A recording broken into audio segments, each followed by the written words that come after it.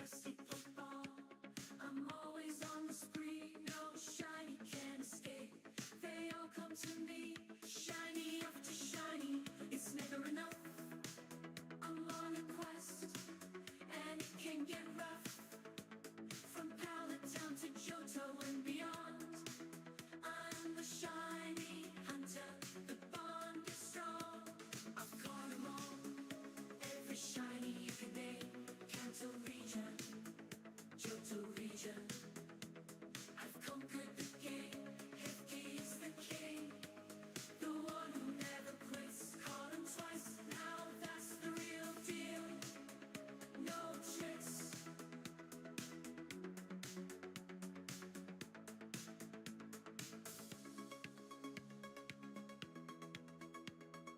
tricks.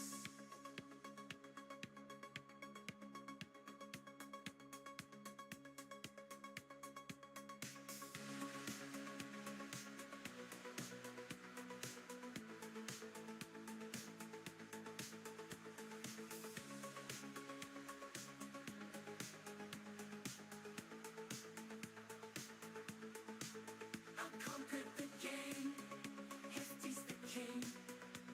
The one who never quits, caught him twice, now that's the real deal. No tricks.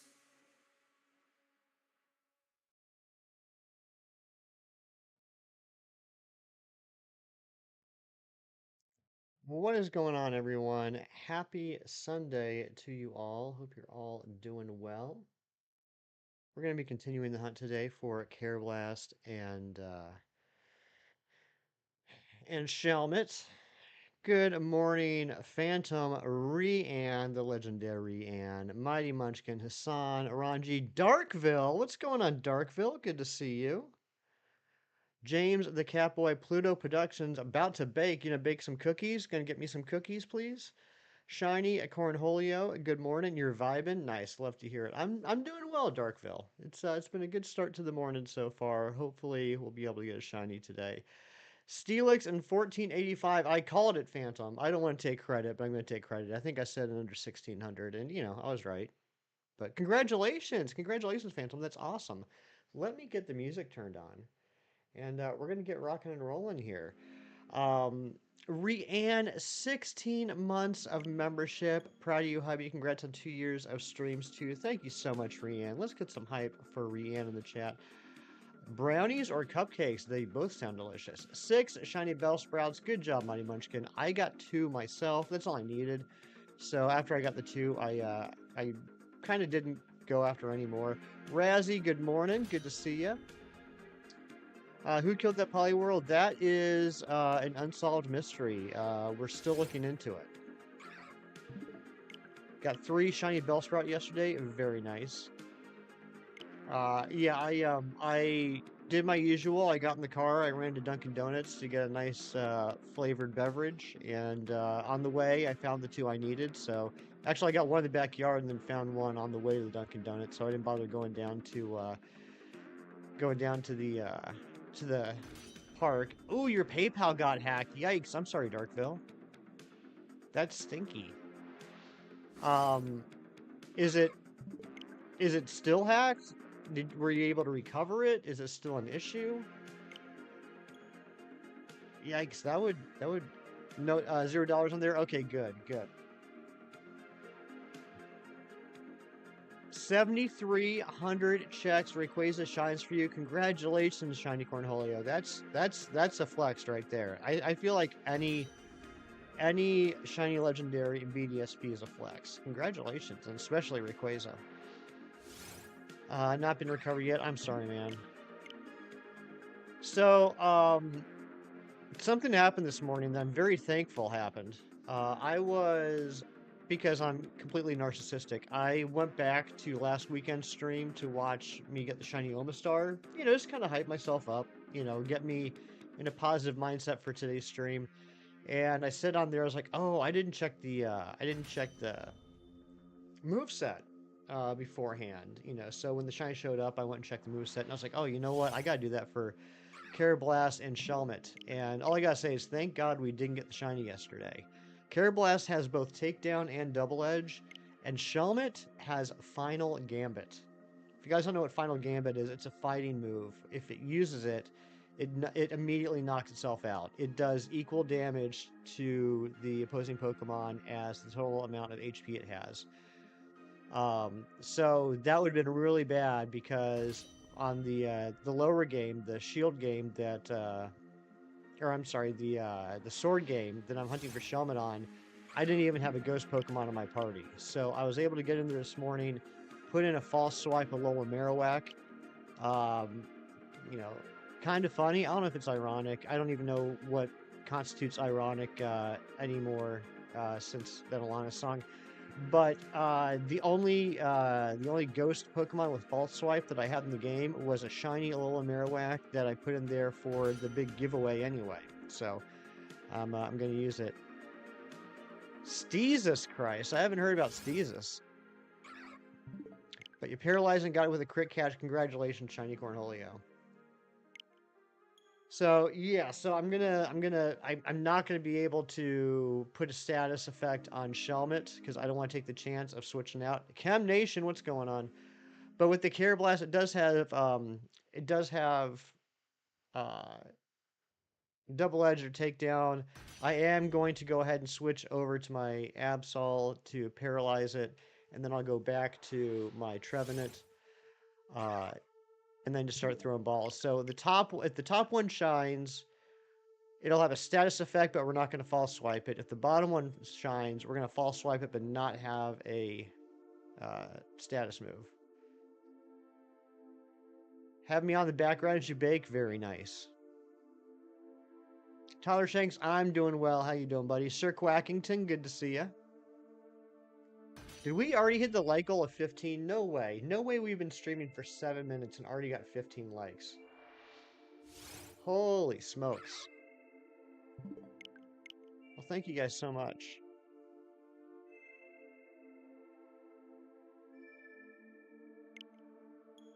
I think you guys just want to get rid of my like goals as quickly as possible. I think that's what it is. McTelligence, is someone sleepy today? Good morning, Dorian. Hope you're doing well. I also did some research into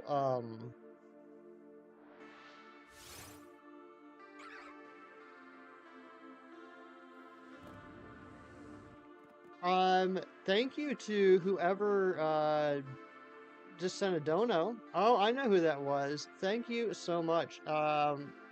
Wait a second. Now I don't know if that's a real dono or not. I'm assuming it is. Okay, it was. Can we get some hype for Darkville with the dono?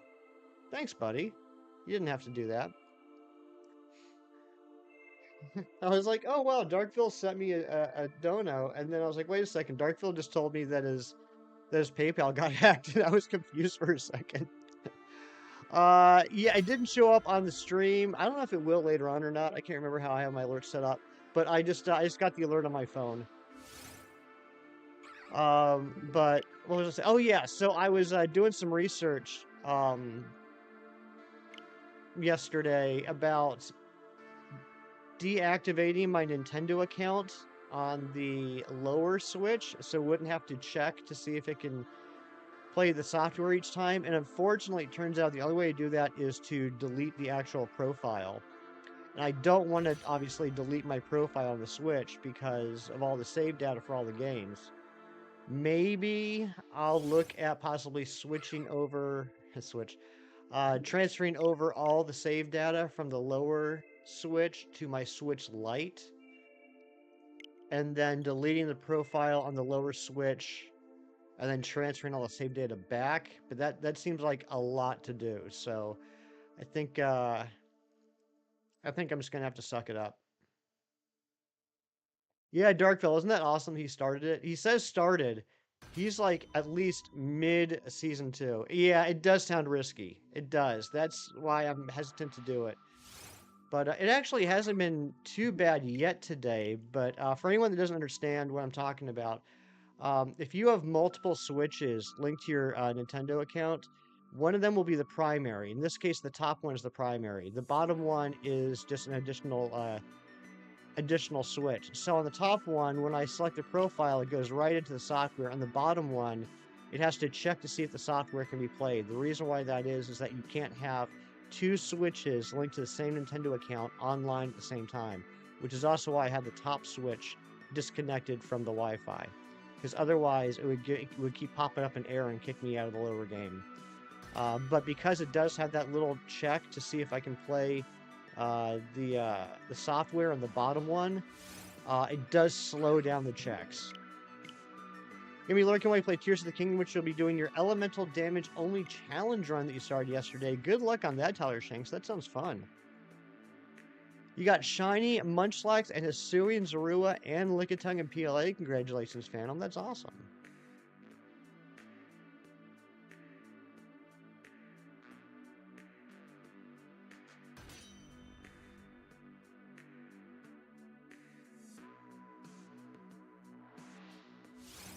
I think I'm getting better at calling you Phantom now. I think yesterday was the last time I would hesitate. Started doing permutations for Shiny Alpha Steelix. My hat's off to anyone that does the permutation method. I tried it a couple times and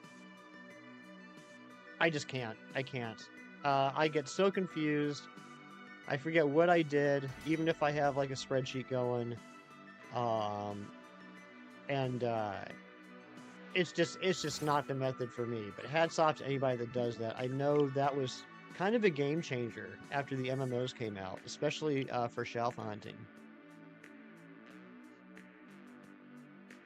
So good luck, Hassan. I hope you get that Shalfa Steelix soon. So yeah, if anybody just joined, I was just talking about how I'm very thankful we didn't get a shiny yesterday, because I broke the cardinal rule of streaming shiny hunts, and I didn't check to see what the movesets were beforehand.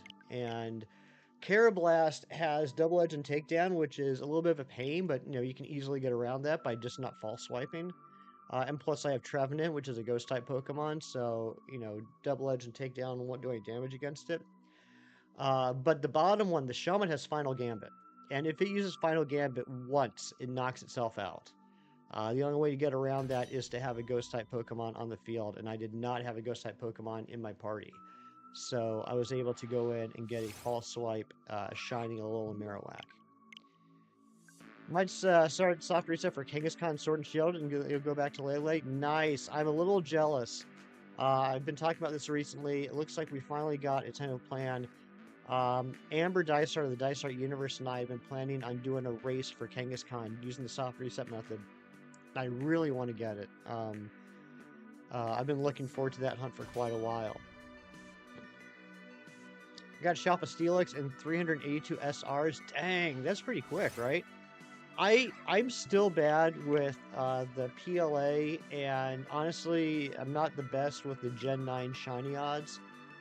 What if you have max research on a Pokemon in PLA, what are the shiny odds? Like max research MMO, what are the shiny odds for a Pokemon? Next Alpha Graveler spawn with shiny too? What?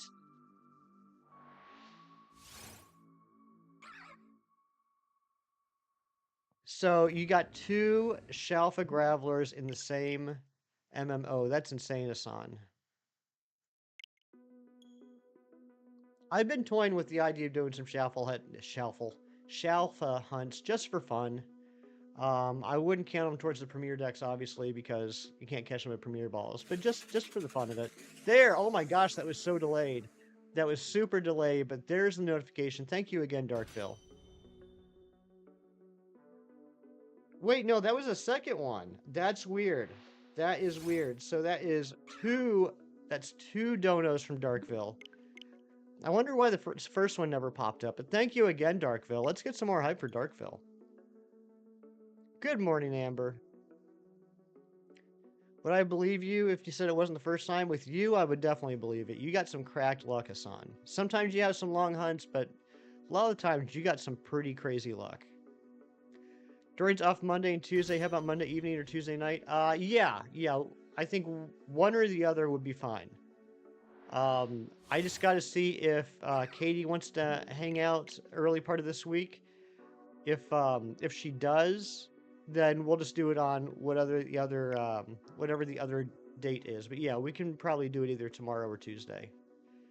We can definitely do it tomorrow or Tuesday. I just don't know which one it'll be yet. Think about writing your own YouTube bot. What would it be doing, Darkville? You're such a freaking brilliant programmer.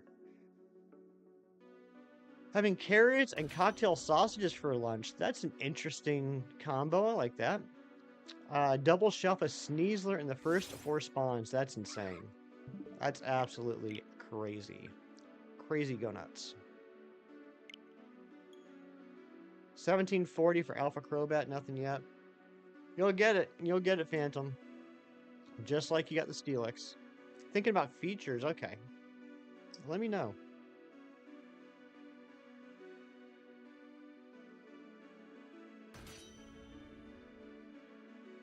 Make your thumbnail today and get all set up. Sweet. And then other than laundry and at least 2 naps, I don't have anything planned today, Amber. If you want to reach out to me when a good time is for you, and we can walk through how to set up the hunt.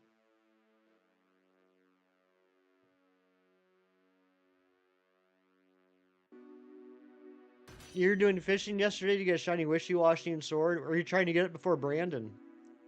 Did Brandon end up getting it yesterday?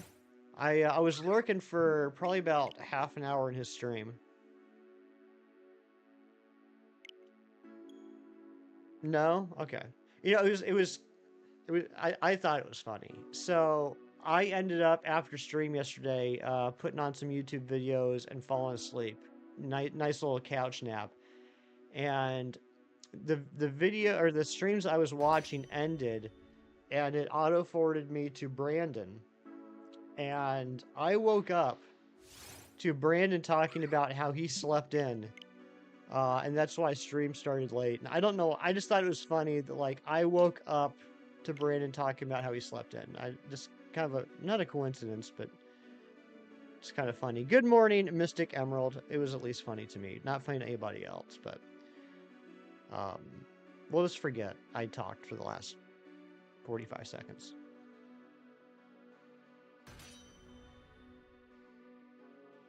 You just woke up. Well, welcome on in, Mystic. I hope you got a good night's sleep.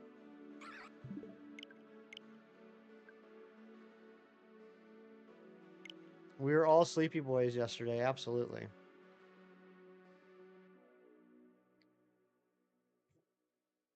Well, I was extra sleepy yesterday because Friday night we had the 2-year stream anniversary, which went later than I'm used to. I didn't get to sleep until after midnight. And then someone who will remain nameless DM'd me their Wordle results at about 4:15 in the morning, which normally doesn't wake me up, but for some reason woke me up yesterday, and I was just awake. So I got up, put on a cup of coffee, started, doing things. So I was in desperate need of a nap after stream yesterday. You slept for 13 hours? Dang, that is a long time. Does anyone ever have those days where you end up sleeping for so long that when you wake up, you're actually throughout the day tired than you would normally be? I feel like there's a sweet spot. I feel like if you get too little sleep, you're just tired all day. I feel like if you get too much sleep, you're just tired all day. You have 2 hours before you have to abandon the Graveler hunt.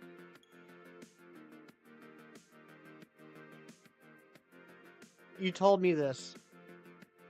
You told me this and I'm blanking. What is it that happens in 2 hours? Big Cheese Thrifts, good morning. You got Wordle in 5? Good job, Phantom.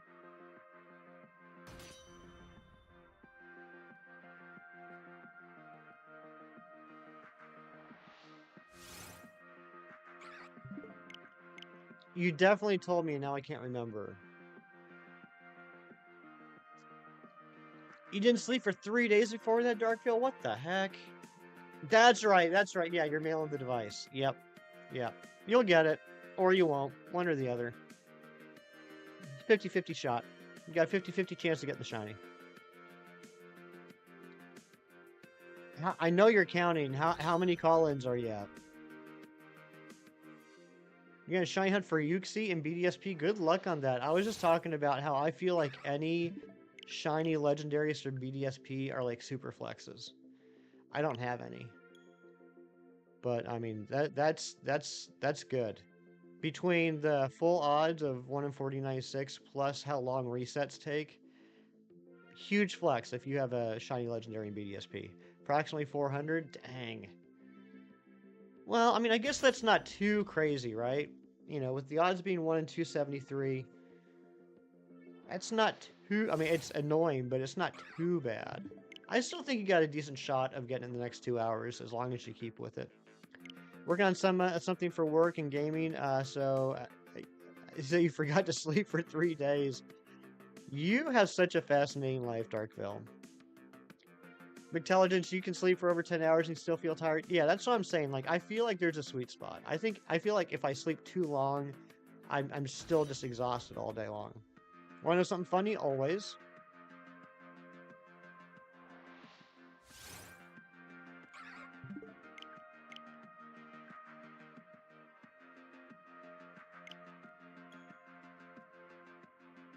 So how was the wedding cheese?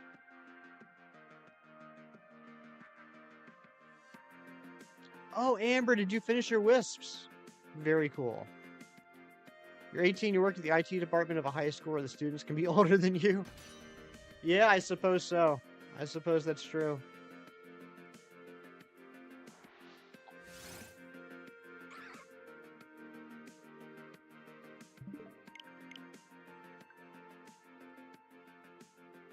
Mino, hello, good to see you.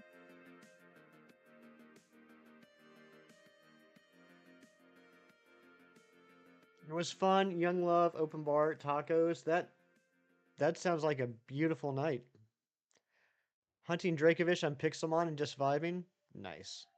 I haven't gotten into Pixelmon. I actually never played Minecraft until last year. My friend Shiny's convinced me that'd be fun to for me and him to do a hardcore mode in Minecraft on his stream.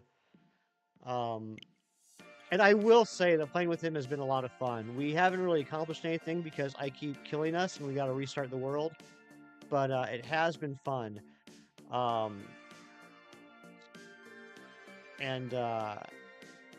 anyway, my point is, because of that, I've never gotten to Pixelmon. I have watched some videos. Back in the day, I did watch some videos of some big Pokemon streamers when they had a Pixelmon server going. And it did look like they were having a good time. Yeah, my poor pig babies. I miss my pig babies. They all got blown up. Too tired to even put your glasses on because you haven't had your coffee yet? But do you need your glasses to make the coffee? I would. I would definitely need to have my glasses on to make coffee.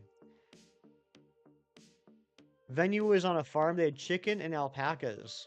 Like on the menu or like to pet?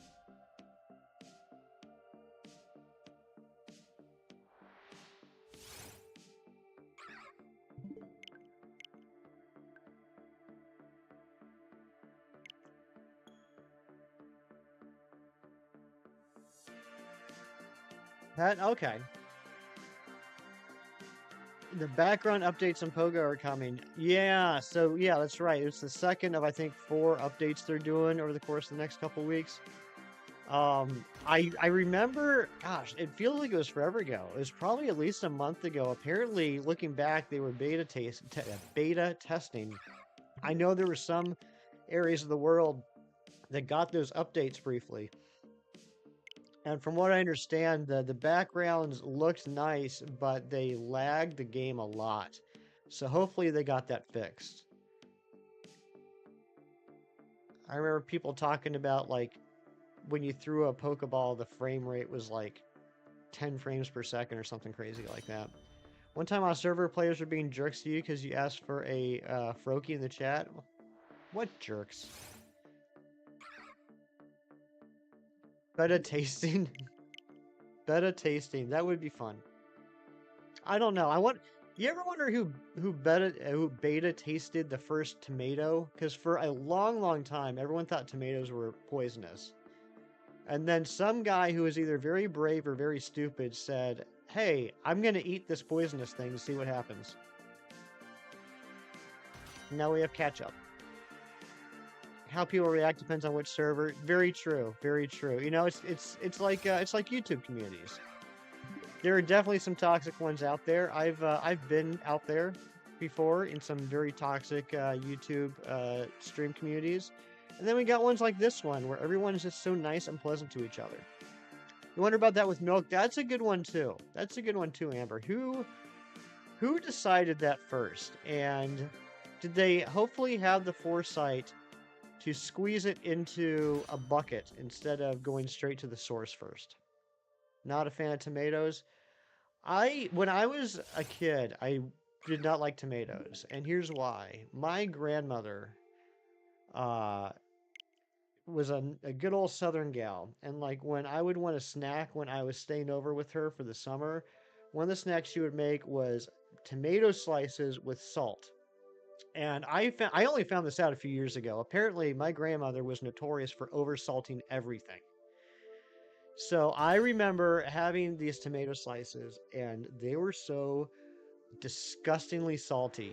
I couldn't stand it, and I was at that young impressionable age that I wasn't able to understand that that was just because of the salt, not the tomato, and so I thought that's what tomatoes tasted like. So I was probably in high school before I tasted what an actual tomato tastes like. Now I like them.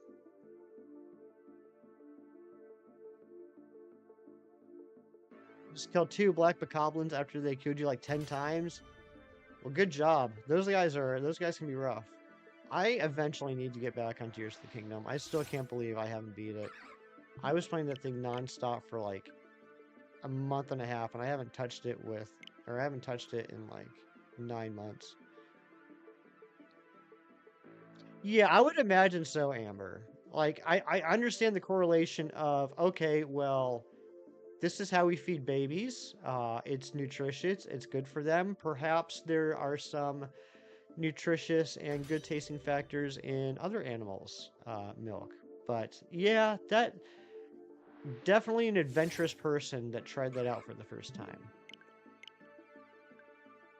Remember when you ate beef jerky and got sick for days? You still haven't eaten beef jerky sick since you don't know if you're allergic. I don't know. I mean, I wouldn't. I'm not a science man. I don't know biology. I don't know chemistry. But it feels like to me, it probably isn't. I mean, if you don't have an issue with beef in general, it feels like to me if there is some sort of allergy, it would have to be something to do with the other ingredients like the spices or whatever they use to dry it out, as opposed to the beef itself. You're at the end of Tears of the Kingdom. You haven't touched it since, but you do have a plan that you need to do some cooking. Cook it up.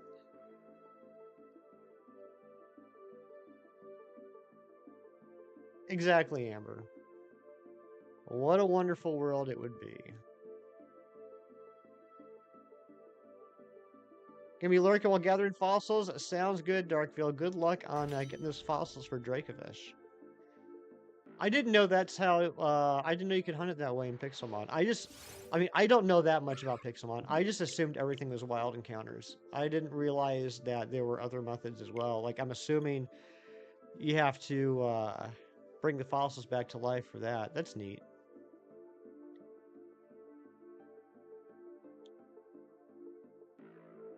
Darkville, I just want to say it's an absolute honor to have you here, buddy. I appreciate you being here. That made my morning. Fossil blocks that spawn in oceans, which then mine drop fossils that you can recover. Okay. Neat. Can go back to mashing the home button for shiny Uxie. Good luck. Yeah, those resets, man. Those BDSP resets are rough. Gosh, I miss being able to soft reset games. I didn't even touch my soft reset hunt yesterday. I was talking about yesterday morning. On Friday, I started a new soft reset hunt in Ultra Sun. Um, I'm finally doing the hunt for the shiny surfing Pikachu. And those resets take a while because there's a decent amount of text you got to go through. It's not quite as long as the long version of the Type Null soft reset, but it ain't too far off. Gaming Trico, hello, good to see you. And my original plan was I was going to dual hunt that this weekend on Ultra Sun, Ultra Moon, but I ended up starting Mario and Luigi Bowser's Inside Story, and I ended up playing it for most of the day yesterday. I'm really enjoying that game. I just bought that game off of my friend Shiny's because almost 2 years ago, probably a year and a half ago, my good friend Frokester recommended I play it. He thought I would like it, so I saw that Shiny's was selling it. I was like, yeah, let me grab that, and I'm glad I did. It's a lot of fun. Phantom, I remember that. I didn't remember the exact number. I should, because it's a pretty easy number to remember. But I do remember you going over 13K for BDSP. That was so rough for you, man. I'm so happy you finally got it. Oh, we got to put up a poll. We didn't do that yet. Let's get a poll up here.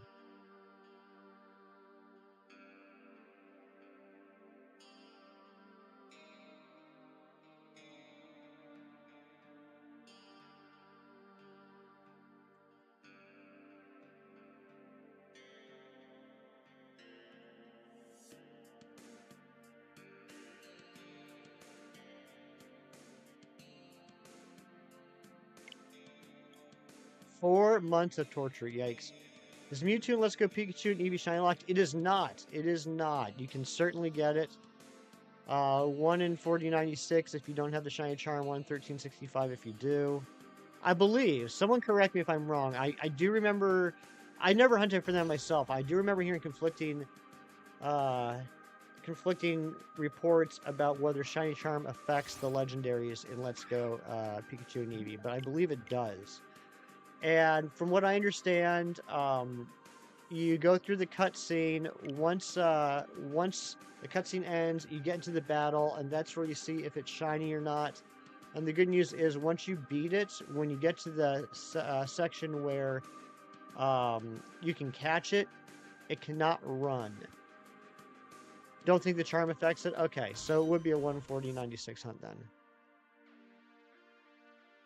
But yeah, you just go through the cutscene. As soon as the battle starts, you see whether or not shiny. If not, you reset. But yeah, the good news is that the legendaries, unlike other Pokemon in Let's Go Pikachu and Eevee, they can't run.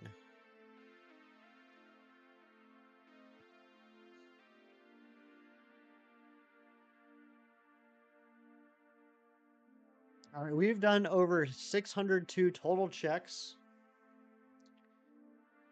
301 each. Okay, Kem says it does. And Darkville, no offense, I'm going to believe Kem on this, because he's definitely got a heck of a lot of experience in Go. Let's Go. So, okay, so 1 in 1365. Yeah, you have a time limit of 5 minutes to beat it, right? I don't remember, is there a time limit on the catching, or is it just the battle? Conflicting info. Oh, and then he says, I think. All right, so you know what? The world may never know. It's a 50-50 chance. It's a 50-50 chance if it affects odds. Either it does or it does not. Just the battle. Okay, so you got 5 minutes to beat the Mewtwo in a battle, and then you have all the time in the world to try and catch it. Some data miners claim it doesn't affect, some think it does. See, it's things like this that make me question some of the stuff that we take as fact, right? I mean, Let's Go Pikachu and Eevee came out in what, 2017? 2016, 2017? And that's still up in the air. You know, Sword and Shield came out, and it was like almost 2 years later we found out about the KO method only increasing the shiny chance for Brilliant Aura Pokemon. It was like 2 years after Let's Go Pikachu and Eevee came out that we found out that the catch combo only affects the odds for the next spawn. Yeah, there's just still so much that I think we take for granted. Which, I mean, I understand, right? Like, when when there's trusted sources that come out with data mines and information, I mean, I think a lot of us tend to believe it, and with good reason. But I feel like there's a lot of things that probably we shouldn't take as concrete truth. Reese, what's going on? Good to see you. And Marie, how are you? Can't stay long right now, but good luck if I don't come back in time for the industry. And thank you so much, Anne Marie. Oh, that's not Reeves. I'm sorry, Reeves. Oh, you're Razzie, one of Razzie's alts. Gotcha. One of Razzie's many hilarious alts. Razzie, I don't know if you're lurking or if you took off, but I got a question for you. My question is this. Do you think that it's possible that DJT89 is the alt of someone we know? I keep going back and forth. Because I could totally just see it as being a random trolling, fun trolling, good-natured trolling, but random trolling channel. But some of the things that person says are so clever and hilarious. I'm like, this seems like it's got to be someone in the community. You thought it was me? There have been moments, Razzie, where I thought it was you. So KARRABLAST is like Riolu, not KARRABLAST, SHELMET, but yes, SHELMET. SHELMET has Final Gambit. KARRABLAST has Takedown and Double Edge. So yeah, thankfully I was able to add Alola Marowak to my party. So I'll be able to fall swipe it and not have to worry about Final Gambit. By the way, guys, this is something I discovered the other week. I'm sure this is probably common knowledge, but I didn't know this. If you're in the middle of a soft reset hunt like this and you realize there's something wrong with your team, you need to do something. Let me show you something real quick. Because, like, okay, so as soon as the game starts up, like, the spawn shows up, right? Like, boom, you're in the battle. Second guess is Chem. That's a decent guess. But if you can be fast enough,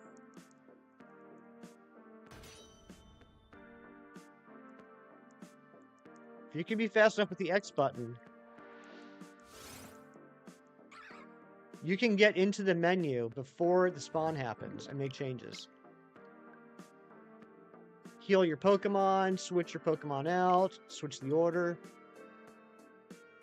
In fact, I want to do that on the top one. I want to lead with Absol now that I know that KARRABLAST has Takedown and Double Edge.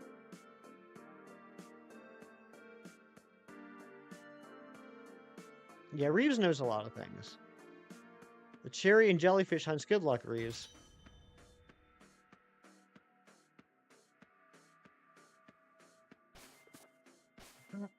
There we go. Why Absol? Because on this save file, Absol is my Thunder Waver.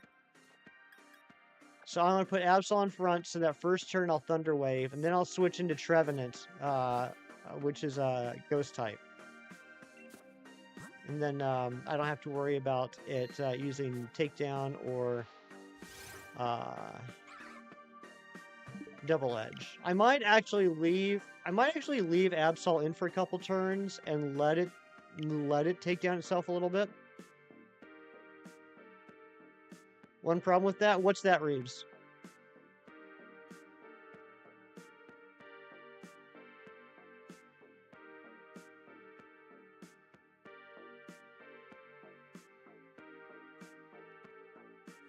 Is it predetermined, Reeves?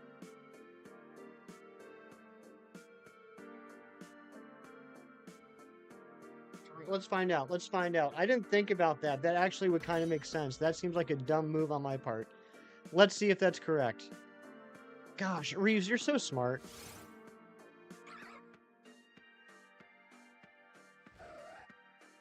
You're so freaking smart. All right, let's just check this real quick. All right, so we got a male and a male.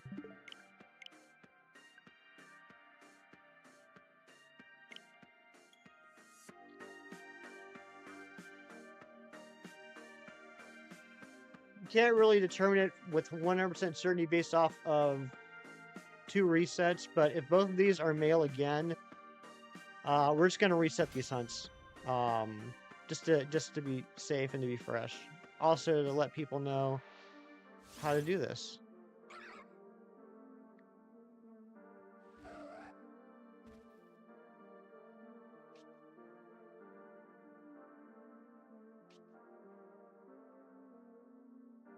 Yep, okay. Alright. Alright, so this will give us an opportunity to go through how to do this. So we found that we've encountered the Pokemon that we want to hunt.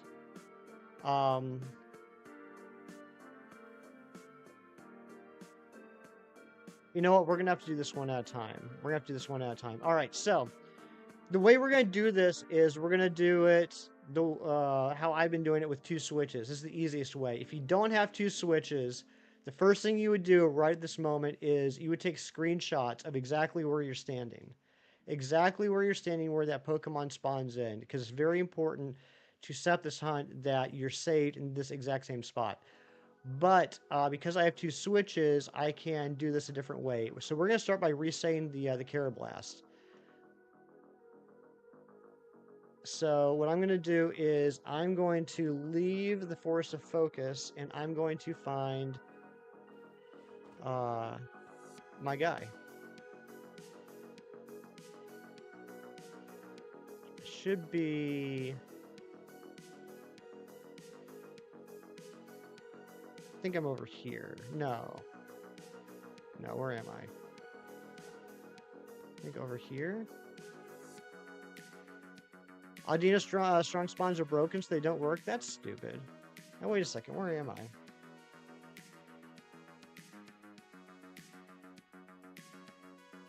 Okay, so I am back there. Maybe I just didn't spawn in yet.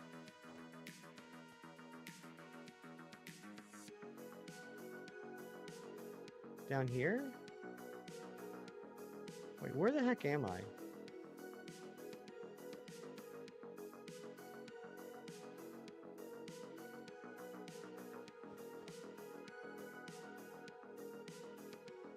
Okay, alright.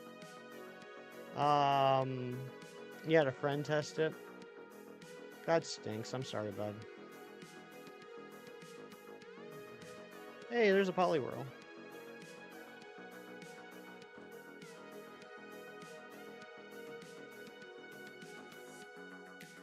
Okay. Whoops. Harvest affects berry tree encounters. I would imagine it does. I don't know for certain. I would imagine it does because it does affect fishing encounters. That's a good question, Reeves.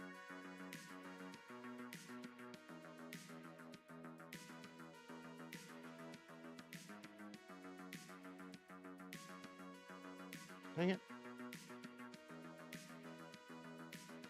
Lobo Gaming, you absolute legend. Good to see you.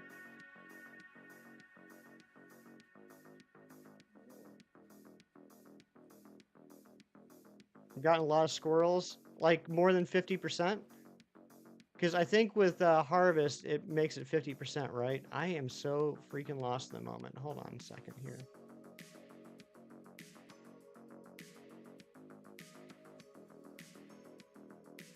I know this is the content everyone came to watch, so I'm glad you're enjoying it.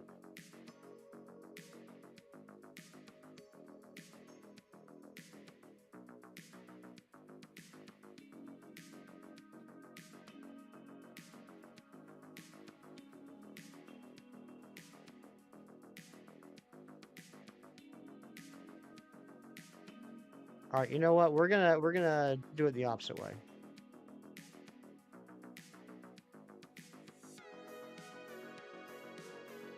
Oh, it has a base 50 spawn, so yeah, it would be 75%. That's correct.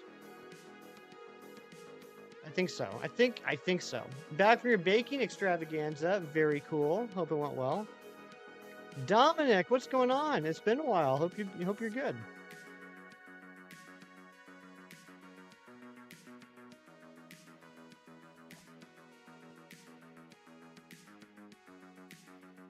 Reeves, thank you so much. You are a lifesaver. We would have been doing this hunt for weeks.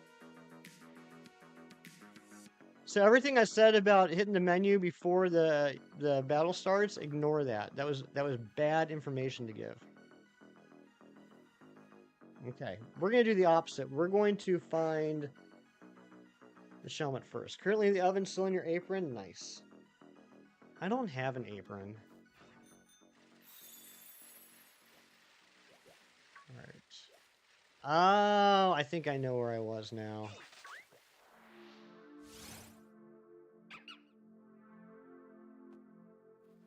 I did not get the Lele. I was getting pretty burnt out on the Lele between it being like 1.5 odds and the fact that it was like my 4th Dynamax hunt in a row. I just wanted a break from Dynamax, so we're doing some soft reset hunts for Pokemon I need to get in Premier Balls. Where is the Force of Focus?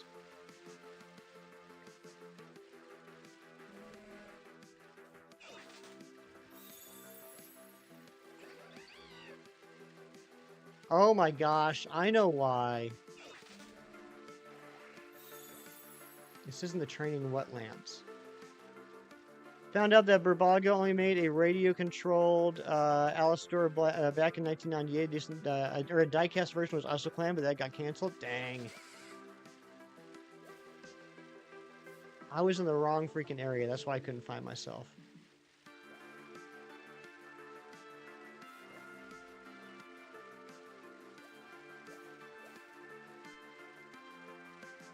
Should be right around here.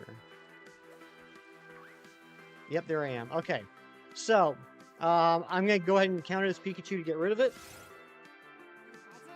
I want to set this kind of hunt up for a Emolga, but it flies, so you don't think you can make it spawn on top. Yeah, I don't think so either, Reese. I need to do that for Swoobat and Aerodactyl, and I've tried quite a few times, and yeah, no matter where I stand, it always ends up spawning above me. But it does, like, immediately attack me, and when I say immediately, I mean, like, a few seconds. So, I'm still going to do that method. It's just going to take, the resets are going to take a little longer. Okay, so now that I have my second switch guy right on top of me, right? Now, I'm going to take this guy and I'm going to go to a Dynamax lair. Where's the closest Dynamax lair? There's one over there. Oh, no, I can't go to that one. I think there's one up. There should be one right over here. Okay, so I know that today's date on the Switch is when the Shelmet spawns, right? So before I do anything, I'm going to go into my Switch. Yeah, Reese, that'd be helpful. I'm gonna go System, go to Date and Time, and I'm gonna change the date back 1 day. Now I go back into the game, and I'm going to start a Dynamax lair. Where do you put it? I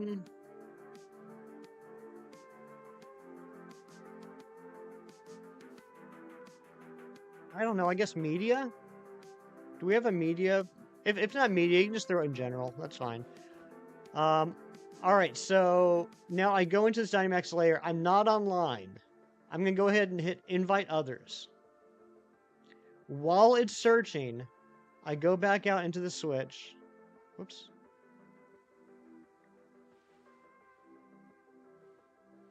And I change the date back to the day I know that the Shelmet spawns. Trade request it is. No, put it in general. And then I go back into the game. And then I quit out of the Dynamax adventure, or Dynamax lair. And now I'm going to go back over to where the spawn is, which I'm able to easily find because my other character is staying right there. If I don't have 2 switches, I can just use the screen grab that I used. And I'm going to stand right on top of him. Save. Now, if I did this correctly, when I reset the game, it should pop up. Comics section seems better. You guys. So let's see if I did this right.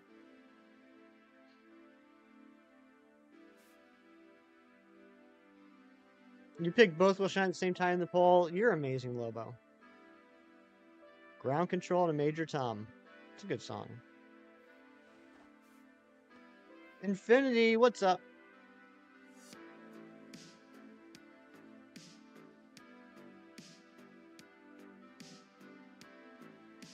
Boom, there's our Shelmet. All right, so now I can set up the top one.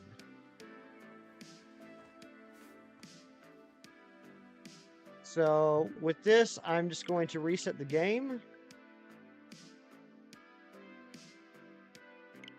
Yes, your chat is working. Oh, I'm sorry. I'm sorry I missed your message about Sandman. Yes, we need a season 2 for Sandman. I'm sorry, I was mid-explanation.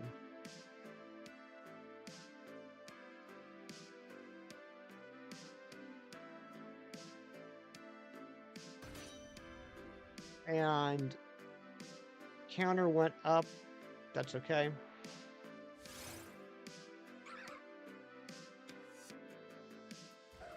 Yeah, exactly, Reese. If you want to make sure you did it correctly, just you know, do a couple test catches, compare gender, compare stats.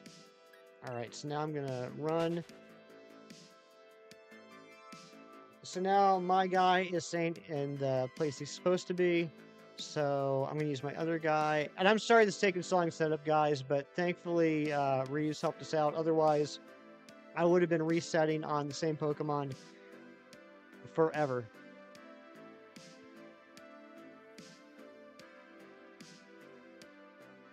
Yep, that Shelmet was female. Whoops. And the crime rat.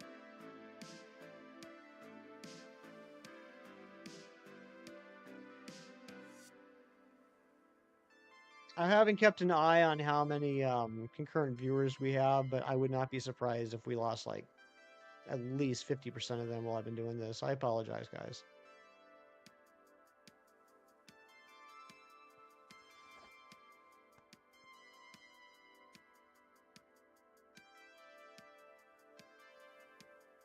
All right, training lowlands. Yeah, I was in the soothing wetlands earlier. I had to be in the training lowlands. So I should be right over here. Yep, there I am. So I'm going to encounter this pincer so I can get it out of the way.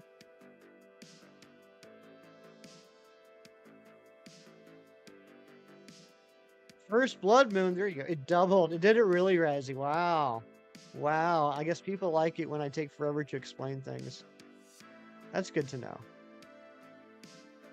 All right, and I'm just gonna do the same thing here. So that guy stays there. Top one, no joke though. Did it really? That's crazy. Doubled from like 2 to 4. And thankfully, I don't even have to throw a wisdom piece in this one. Whoops, I forgot to change the date. Very important I do that. So I changed the date. I'm gonna go back one day.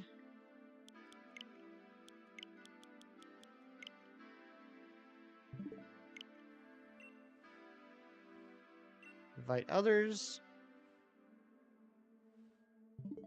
Now I change the date forward to the day that I know that KARRABLAST spawns. Then I quit out of this. I double my sales. What, from 2 to 4? Exactly. And then I go over here and save. Yeah, it's Bellsprout Community Day again, exactly. So let's check this to make sure I did it right. Which I believe I did. I do have to take the counter down 1. Although, you know what? I'm not even going to. The counter's so broken now. Basically, all the checks we did on Shelmet today never happened. And about half the checks on KARRABLAST didn't happen. So whatever. Numbers are made up.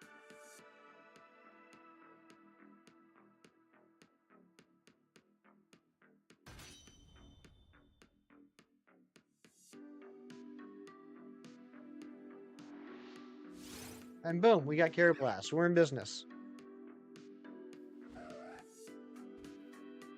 But Hefty, what about the bottom one? Now the one on the bottom's in the wrong area. No worries, I haven't saved. So when I reset the game, I'll be back where the Shelmet was.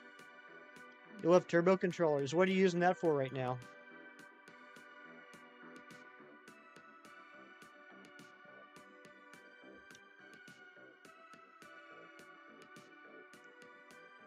Cherubi. Oh, yeah. That makes sense. Yeah, because there's like a whole... Yep, because you gotta grab the berries, and then grab the berries, and then grab the berries, and then grab the berries. That makes sense.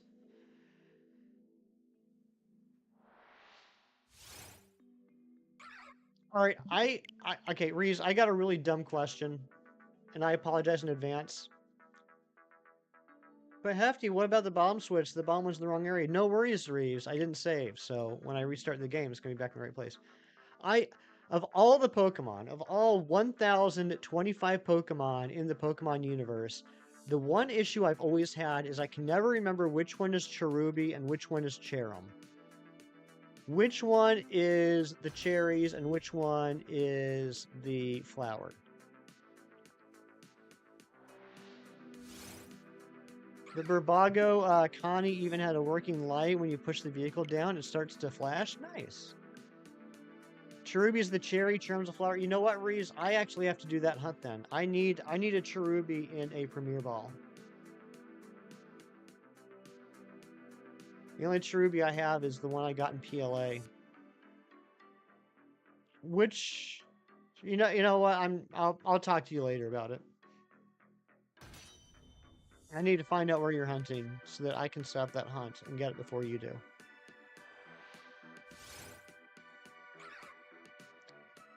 Yeah, I do have a Cherim and a Premier Ball, and I could just Masuda hunt it, which is what I was ultimately planning to do. But I enjoy, soft reset hunts more than I enjoy Premier Ball, or more than I enjoy Masuda hunts. That's a good question, McTelligence. I think it is. KARRABLAST has the same kissy lips as Shelmet on its head. Yeah, so I think I read this on probably Bulbapedia. So KARRABLAST's head, how it's got that little grabby poker thing, that's supposed to be like an oyster shucker.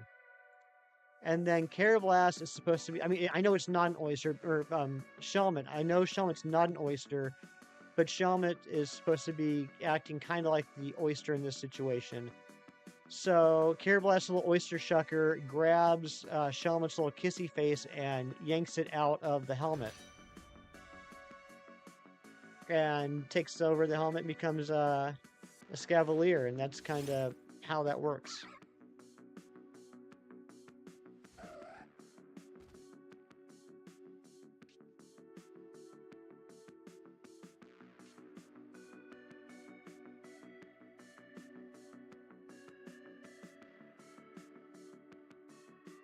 I'm glad we got the set back up correctly now. God, could you imagine? This hunt's been cursed. This hunt has been cursed since the beginning. First, I didn't even realize that the movesets were scary. And then when I finally realized that, I just started resetting over the same Pokemon over and over.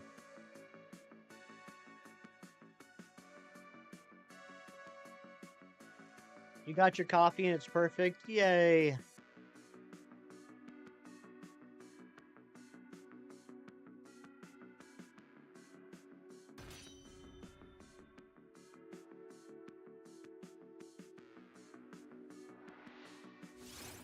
So you're making a thumbnail, sweet.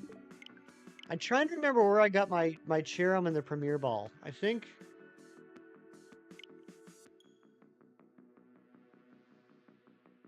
It must have either been in a Friend Safari. I can't remember if Cherim's in Friend Safari. It must have either been in a Friend Safari or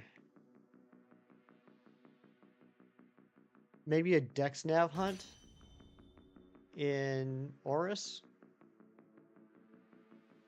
North Lake and Millock or Watchtower Ruins have 50-50 Cherubi. Okay, and you're hunting North Lake and Millock. Alright, that might be my off-stream hunt soon. Perfect coffee for a perfect human. Aw. Cheese, you're so sweet. We lost so much time doing that. I apologize, guys.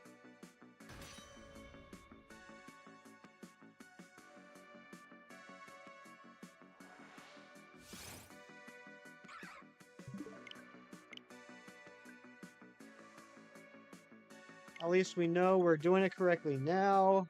Our teams are all set up. We're prepared. Plaza gets Premier Luxury Balls, one him PLA, but exactly, McTelligence. That's how I feel. I could be being naively optimistic, but I think just based off of that little teaser trailer we saw, I don't think the game is going to take place in the distant past. So I don't think we have to worry about like the ancient wooden Pokeballs or anything like that. So there is, I think, the opportunity to have standard Pokeballs in that game, but who knows? You know, they might have some brand new type of balls.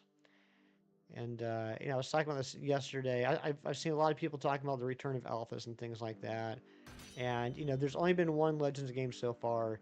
It's really hard to detect a pattern based off of one instance.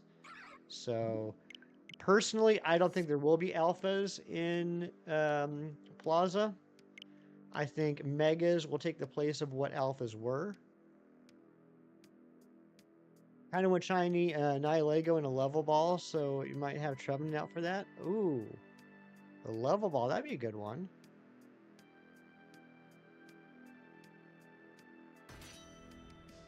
Yes, some really exciting news. Hot Wheels is going to make a new Taurus Animations 8 car set this year. That's nice. That's cool. You going to be getting that?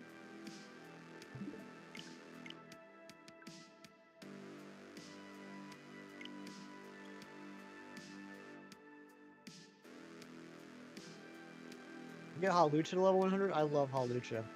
Hawlucha's amazing. Just save when you get the Night Lego and reset your game when it fails. Oh my gosh, that's...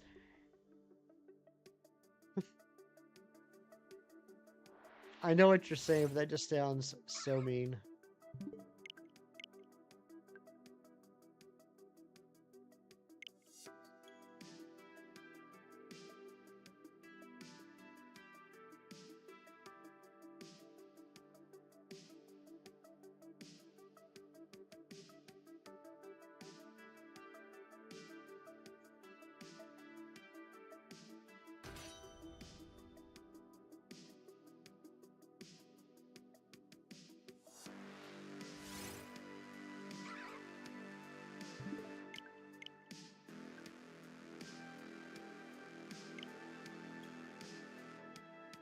So anyone got any big plans for today?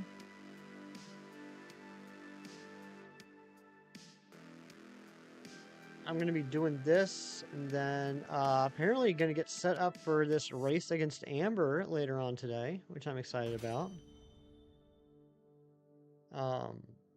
Do some laundry. Always a fun staple of Sundays.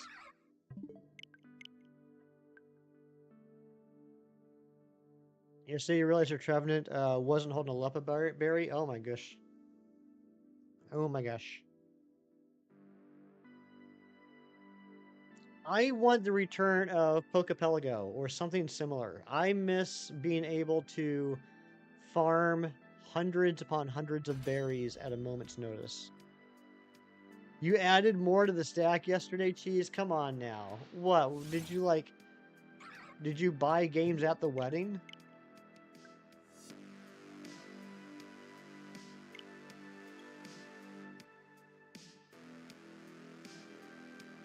Yeah, Death4, you want to keep looking for a bike, not going to work on the house, catch up on cleaning. Sounds good, Amba. At the Walmart near the wedding.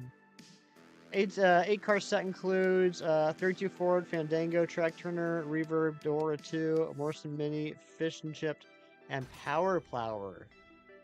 That sounds good. Do you know when this year that's going to come out?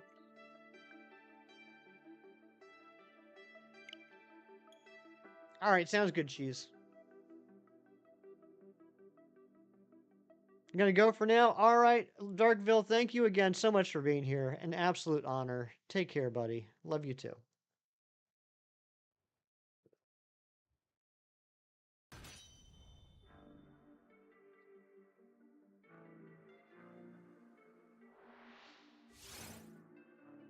I want to focus on preparing for some final exams you have next month. It's about 2 weeks away, and you're a bit nervous. Why? You're so smart. I mean, I understand preparing because you're smart, but you're too smart to be nervous.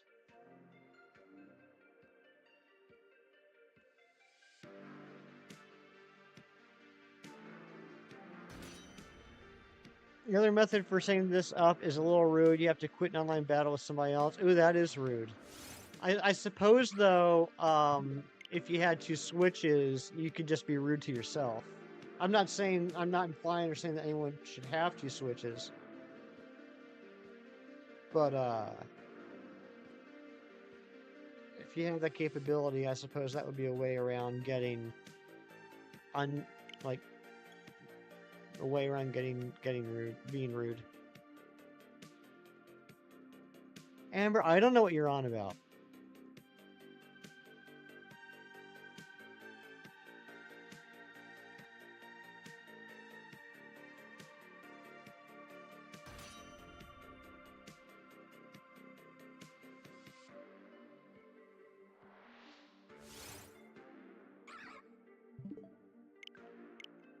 Oh, Amber, I just got what you were saying. Okay, I'm sorry. Yeah, I just got what you were saying. I am sorry. I was so confused.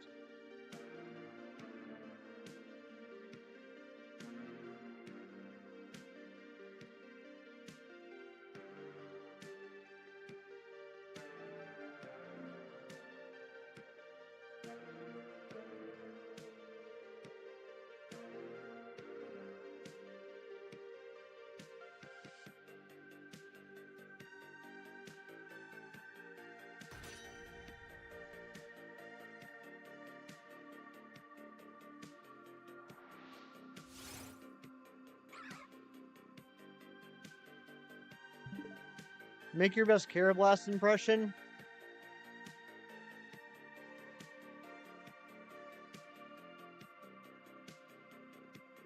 I don't know. I'm not a good frowner. Oops. I'm getting a lot of Hot Wheels Taurus Animations character car collection too. Character cars are basically iconic cartoon and pop culture characters, but it's Hot Wheels cars. Oh, that sounds cool. Like the cry. I don't even know what the cry is. Wah! Is that close?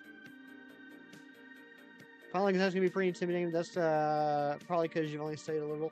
Yeah, I mean that confidence will come with more studying, right? Also, Amber, one of the other reasons why I was confused is it's not a Pokedex, it's a Switch. Oh, that was perfect. That was a perfect KARRABLAST cry. Nice.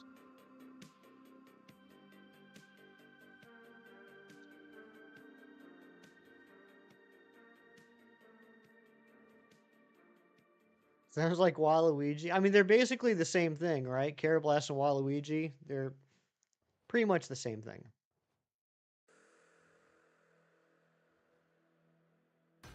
Oh, you were testing me. It's too early in the morning and it's a Sunday for tests. Come on now. Nabil with the 14 months of membership. Hello, Hefty. Good luck on the Huts. Congrats on 2 years. Thank you so much, Nabil. Hope you're doing well. Hire me for the next Mario movie to voice Waluigi. Yeah, it'll just be that. It'll be like how they got Vin Diesel to say I am Groot 100,000 times. It's just gonna be me going wah like 50 different ways. That'll be it. Corey Screws, aka Gadget Girl, would look kind of like a mix between Reverb and Track Tuner, but it's just speculation. Okay.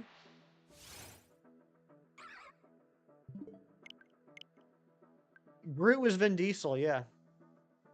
He recorded like something like he recorded I Am Groot like a couple hundred different ways, I think. And then when he was younger Groot, I think they put some sort of filter on it. I don't think that was like an unfiltered voice. I think they did something with it. You got two cherubies not shiny in a row. Oh, wait, wait, huh? I'm so confused, Reeves. I'm trying to figure out which part is the typo. You got two cherubies named Squovit in a row. So are you saying that you got two Squovits? Grutinese, that's right.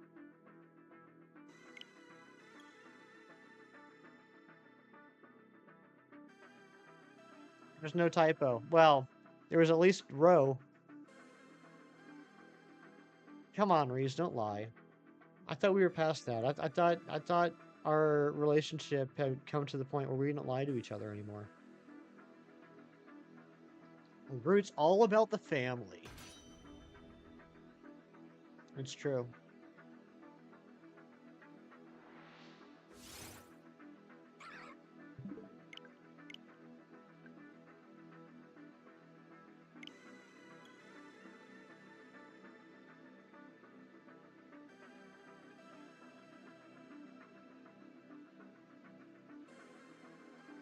I wish you could see the background for this YouTube video I got playing right now with the music. It's another Wipeout audio. It's 5 hours of ultimate 80s synthwave playlist. And the artwork on the video is a classic 80s looking painting of a man in, I'm assuming, Malibu in a silver suit and a pink tie, standing next to a pink Porsche with palm trees in the background and a purple sky. The first ever Taurus Animations diecast toy was the infamous Mute the Mime Jeep by Corgi. Corgi made that one in 1973. That is old. That's even older than me, Big Cheese. 1973. PC names be like Ultra HD 8GB X graphics with popcorn and microwaves by Intel Zufef. Exactly. Exactly. Somebody was asking Shinies the other day what his specs were on his PC, and Shiny just like went it. I couldn't understand a word he said. He just went on for like a minute talking about what PC he had and all the specs on it and everything. And I'm just like, I got a Predator laptop that runs Windows.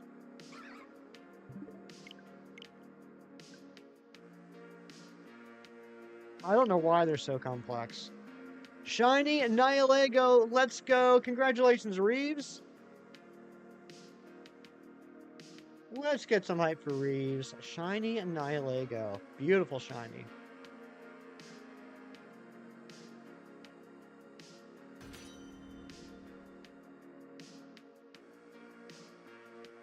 Starting Shiny Sunday off with a bang right there. 6. Oh, are you kidding me? 516 resets? Really? You couldn't have waited one more?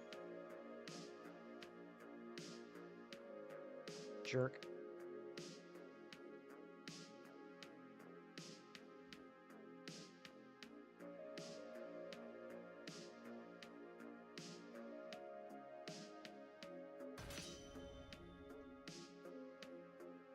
I'm such a narcissist.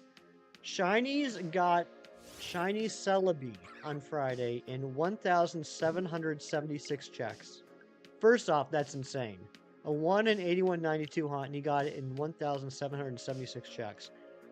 Super happy for the guy. It was incredible to see. I was not expecting that for at least a few more weeks. But when he caught it and he saved the gameplay time was 5 hours, 17 minutes. So, I obviously brought the shiny luck.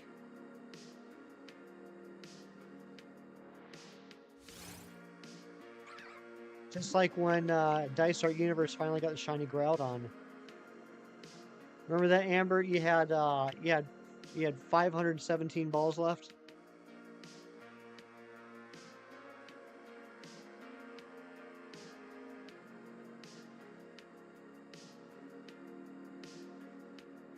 You might start doing your hunts at 5:17 p.m. There you go.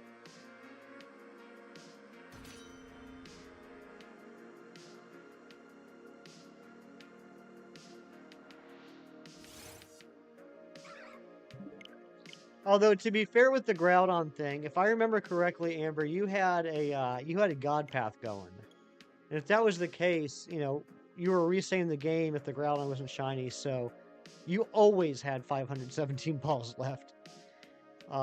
So I am just as responsible for the shiny as I am for the tons of non-shinies you got before that one.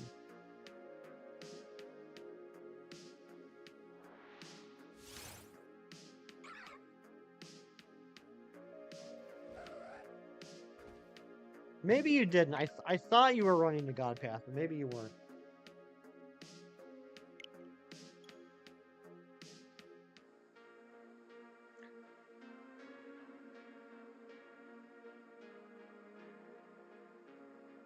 Still one of my favorite reactions I've ever seen.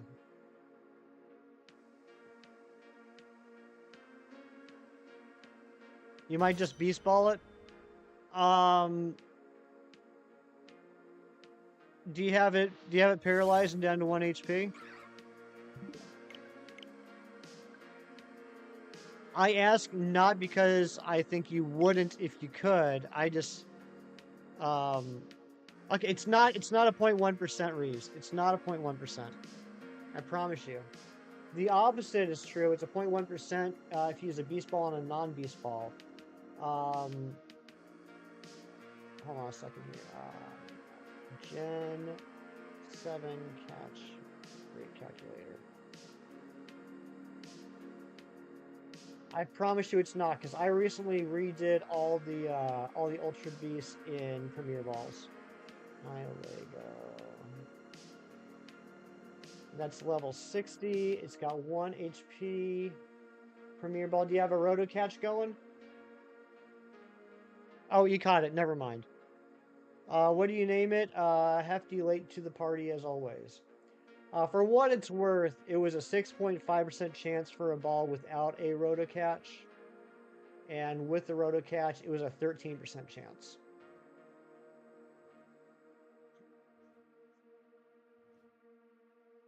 Loops, what's up? Oh, that doesn't fit too many letters. How about Hefty Dumb? That fits. Lusamine, that's a good name. It's a good name. That was so crazy. I think it was in Sun and Moon, not Ultra Sun and Moon, but that was so crazy in the storyline when Lusamine opens up the wormhole and Nihilego comes out, and Nihilego goes onto Lusamine's head like a hat, like a bonnet, and then you have that boss battle against her. That was so unexpected. There are certain things about the storyline in Sun and Moon that I prefer over Ultra Sun and Moon, and that's one of them.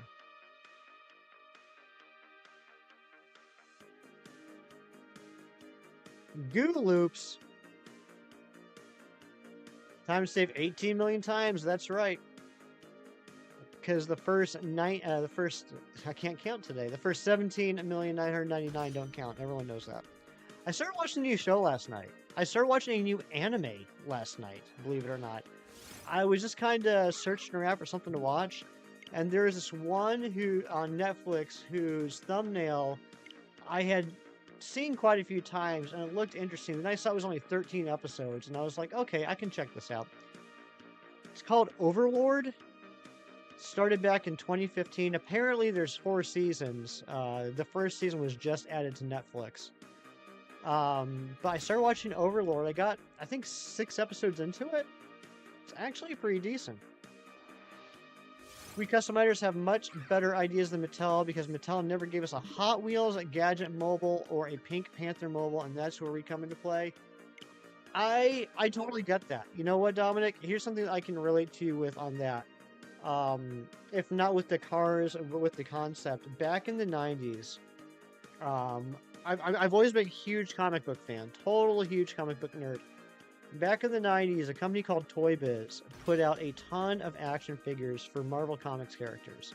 But there were always characters that people wanted to see as action figures that they didn't make. They didn't have release. So there were a lot of people that would buy existing action figures and then customize the action figures with sculpting and painting and things like that to make versions of these other characters. And I ended up doing a few myself, and I really enjoyed it. It was really cool. It was a fun process to take something and customize it to be something else that you want it to be. You enjoyed Overlord? Just kind of the attention span for TV shows and anime. You can only watch them with someone now. Yeah, and what I like about it is it's a pretty straightforward. Feels weird to say about any anime, but it's a pretty straightforward story. And there's a good mix of like action and humor. There's a humor that sometimes the humor is a little off. There's a few parts in the first few episodes I watched where I was cringing a little bit. I would say there's some jokes about being in some adult situations that make me feel uncomfortable watching a cartoon. But it's pretty fun. I might have been 517. You just miscounted. Reeves, don't try and make me feel better. If it was 516, it was 516.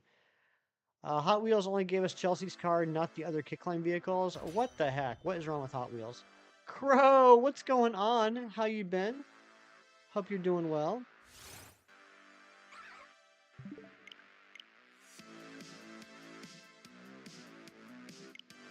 All right, we've done. I was gonna say we've done 700 checks, but I honestly don't know how many checks we've done because so many of them were the same Pokemon over and over. But thankfully, Reuse straightened us out. Seriously, you miscounted a lot? Well, if you miscounted a lot, then it was probably 518.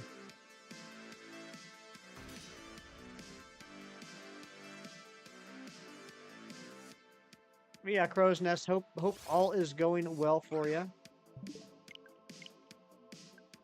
All right, 42% of you were saying bug, which would be KARRABLAST.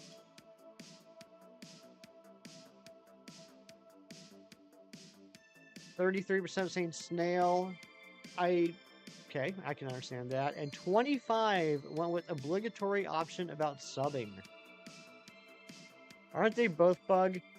Well, I think one is definitively more of a snail than the bug option. Like I think given the snail option, one is obviously more snail than the other. I don't know. Leave me alone, Reeves. Reeves is going to be giving me an inferiority complex today. Sarah showed you a real cool anime recently that's based on the Sherlock stories. Oh, what's that called? I think I've seen the thumbnail of that.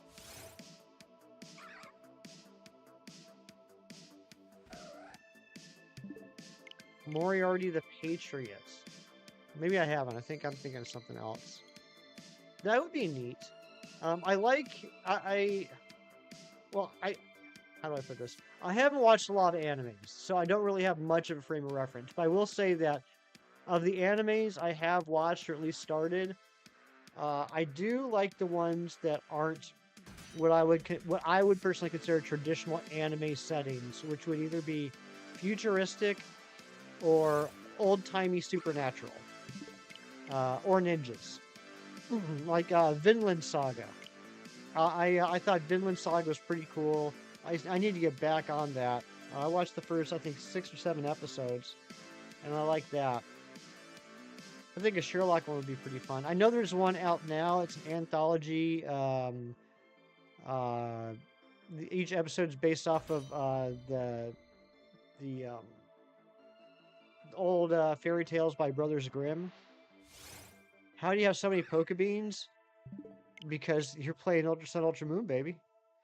You made a few Hot Wheels Kickline customs, like the Aston Martin DB5, which they use in the James Bond parody episode. Rosie and Trish's 57 T-Bird, Goose 57 Chevy Cameo pickup truck. Oh, that's awesome, Dominic.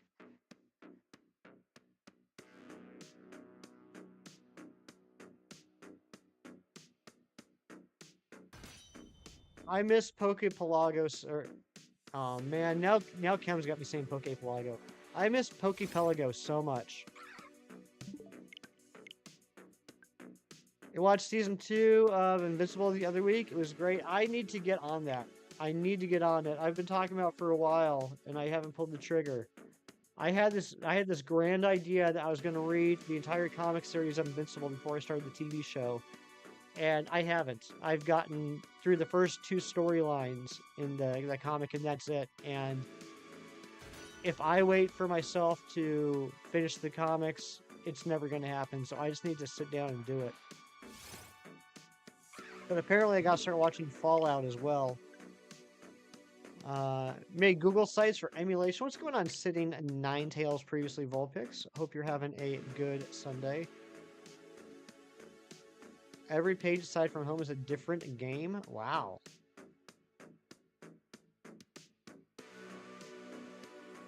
Even Kenner gave us every single Kickline car in toy form during the show run. That's neat. Gotta go. All right, Cheese. Thanks for being here, bud. I'm sure I'll talk to you later.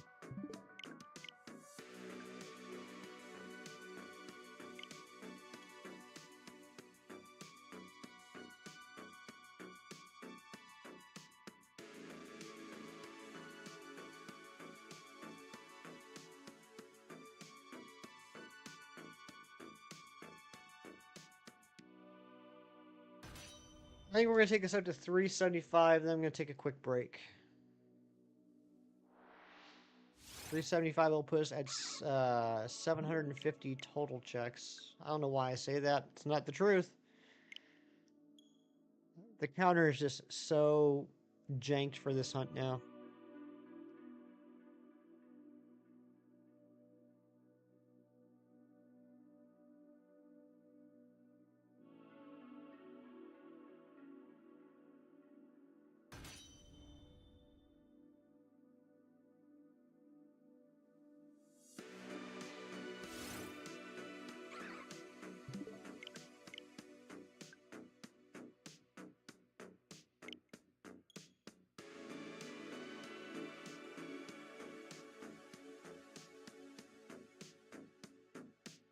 You want SOS Chain Clamp Pearl now? That's a fun one.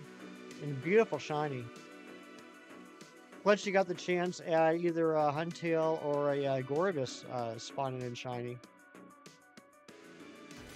They really are Rees. They really are my favorite Pokemon games.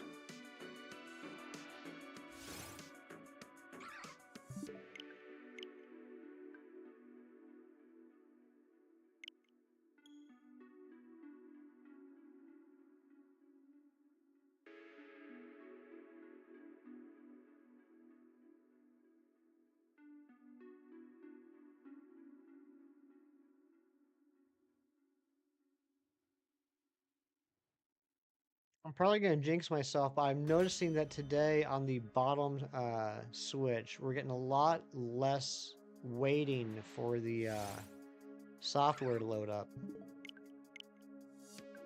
We're getting a lot less time spent on this message right here about checking to see if the software can be played. You knocked out the Graveler Collar at 500. Come on, I think you did that on purpose, Cam. I think you did that on purpose. You would not do something like that on accident. It's understandable. You're sending it off. The history of Taurus animations and diecast form dates itself all the way back to 1973. Ertl acquired the license in 1983. Johnny Lightning in 1998. Racing Champions 2003, 2005, etc. Wow. That is an old franchise. I had no idea. Or I guess IP.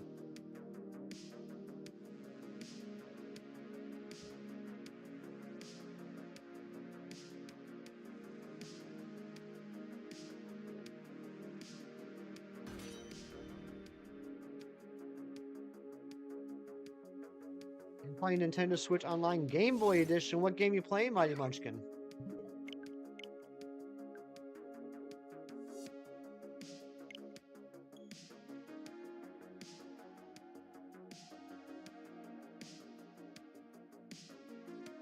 Amber, that's adorable. I love that. Tetris. Is Tetris still the best performing video game of all time or something like that? I just made it up that superlative. I'm pretty sure Tetris still holds a couple of records for something. I watched this documentary last month about Tetris. Wild story about the creators of Tetris and what happened. I'll just put it this way. I don't want to say too much on a nice, chill, family-friendly Sunday morning stream, but I will just say that one of the two co-creators of Tetris had a mysterious end years later. Villy, good morning.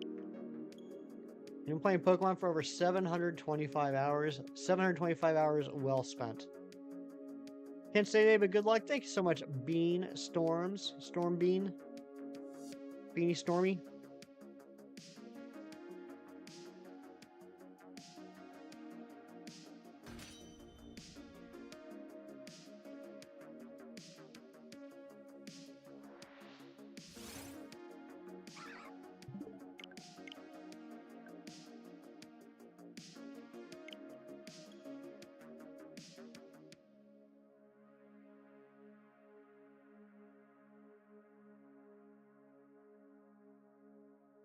All right, 3 more checks, and then I'm going to go for a quick break.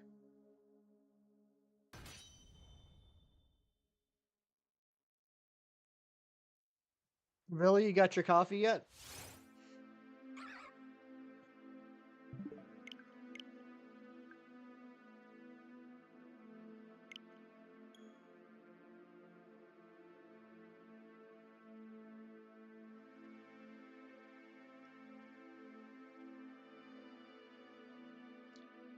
Nyland made an RC walking mute the mime Tintoy back in '83. Oh, cool. Just got up rocking that top hair. I don't know why that visual still cracks me up, Billy. I don't even know what you look like. I just imagine you waking up with that top hair, and it's just like one of my favorite things ever.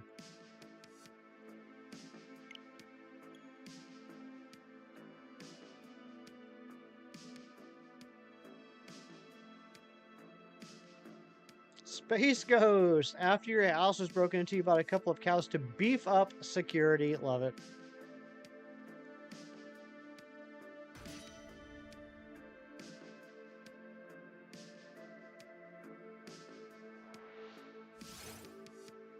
All right, no shiny on 375. I'm going to take a quick break. I'll be back in just a couple minutes. Please hang out, chit chat, listen to the music, dance, do what you want to do, or take off, you know, whatever. I get it. But I'll be back in a couple minutes. Vilify Exile is in charge. Hey, you just got here. Don't even start, Kim.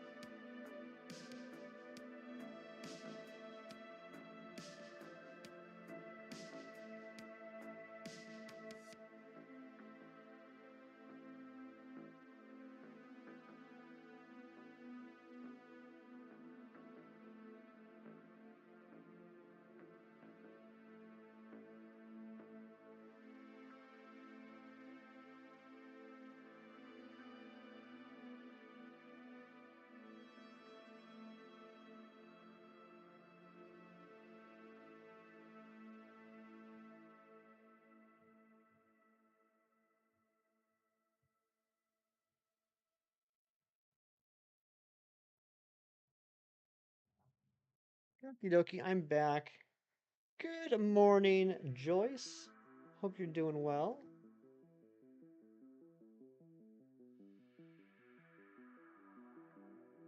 All right, let's keep going. I still want to try and get to 500 today on each, even with the screw up earlier.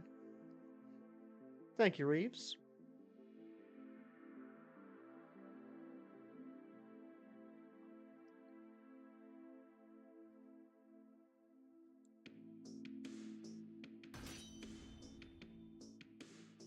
King Aceris, I'm doing well today. How are you? King Aceris, you're always so polite. Every time you come into the stream, the first thing you do is ask how I'm doing, and that's appreciated. Thank you.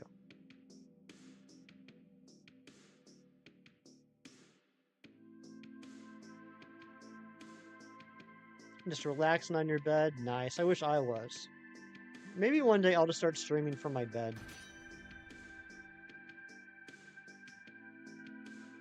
And fall asleep. Hefty used return. Lobo, you crack me up.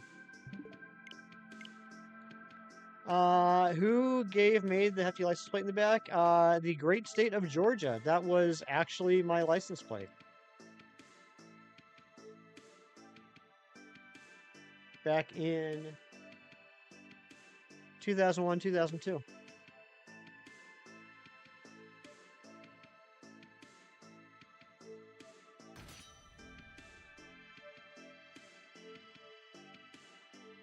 Sleeping stream, yay. Kickline celebrates its 33rd anniversary this year. Nice. That's a good long time. Slugged upstream. It would just be me looking groggy and dozing off, like within 5 minutes. And then all you guys just like graffitiing my chat. ASMR Pokemon Stream 1.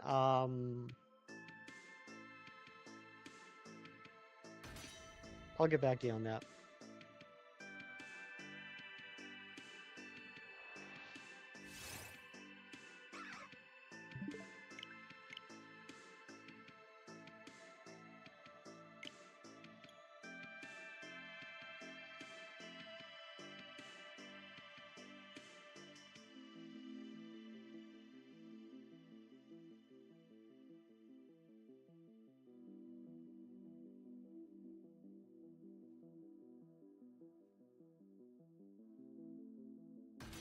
All right, here we go. 380.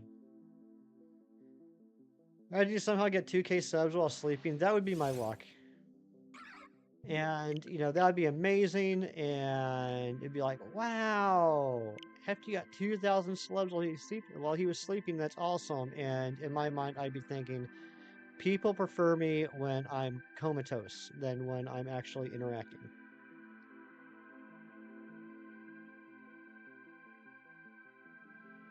I get 2K subs when I'm sleeping, and then the next stream I start talking to chat again, and I lose like 3,000 subs. Note that for an April Fool's stream. I will keep that in mind.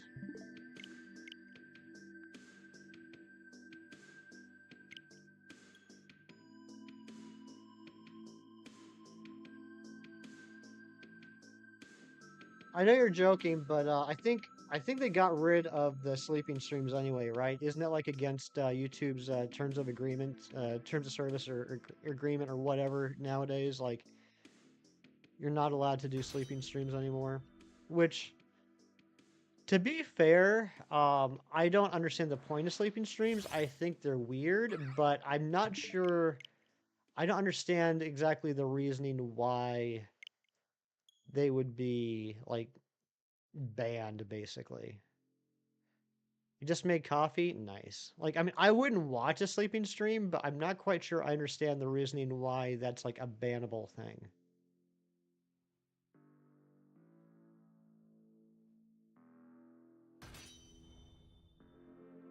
Share stream, yeah. I wonder if that would work. Like, I can't do a sleeping stream, but can I just do a stream with the chair in the background instead? Like, can I do an AFK stream?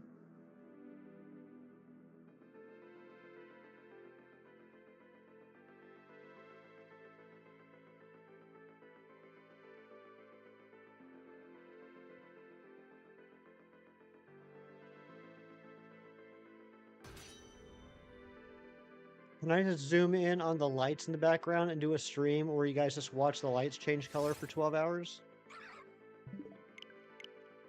Seeing live streams of people washing their dishes.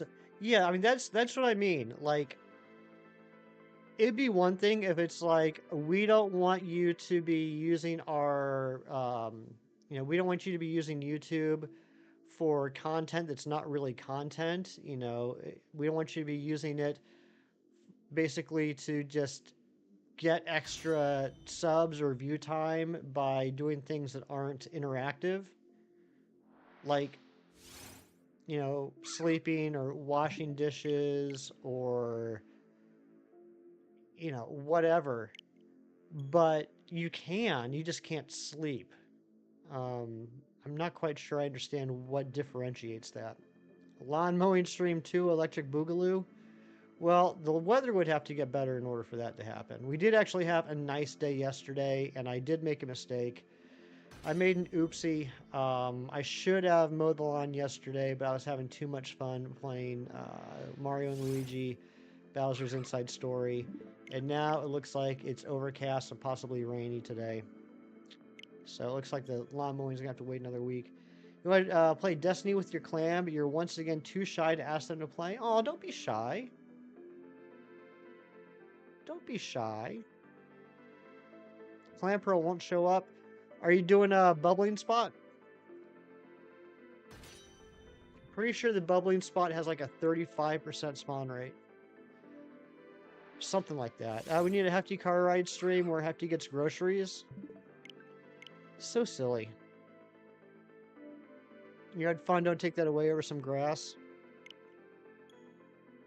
Yeah, you're right, you're right. I mean, I don't really mean that. I'm just being a little bit self-deprecating. I mean, the smart thing would have been to mow yesterday when it was nice out, and then I could just spend all day today playing the game. But I had fun. There wasn't a stream. There was just that infamous short, Billy. Do not be bubbling. Yeah, Reach, try and reset for a bubbling spot. I'm pretty sure it's like a 30 or 35% spawn rate at a bubbling spot in Melee C.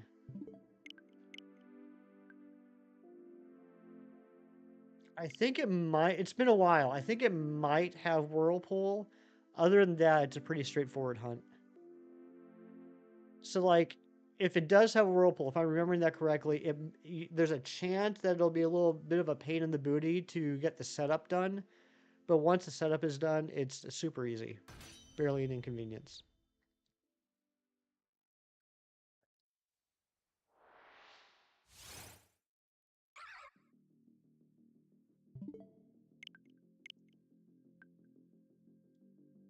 Leading with Storm. That won't work, Reeves. Wait, what? Hold on. Maybe it would. Maybe I'm just being silly, and you are, as always, being smart. What would leading with Storm Drain do? Oh, because then Whirlpool wouldn't trap you; it would just heal you. Is that why?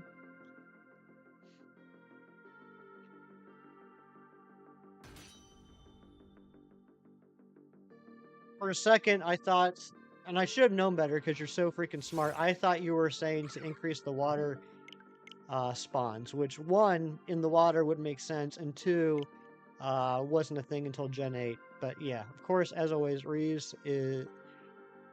It takes me a few extra seconds to get up to Reeves level.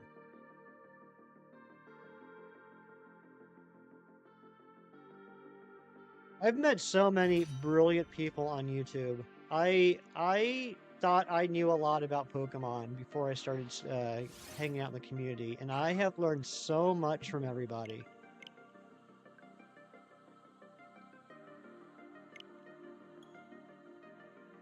What's that old phrase? True knowledge is knowing that you know nothing. Like, it feels that way sometimes in this community. There's always something more to learn.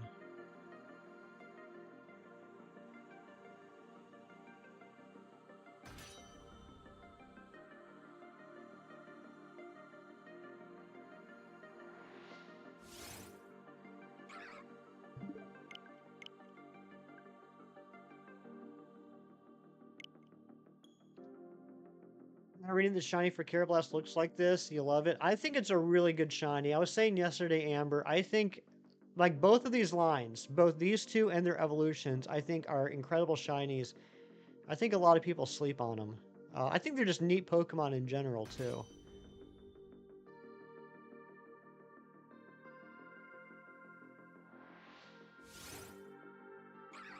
So much you still don't know about this game. I mean, I think that can be said for anybody, right? I mean, I think we all come in here and we have different areas of expertise. There's certain things that each one of us knows a lot about when it comes to Pokemon.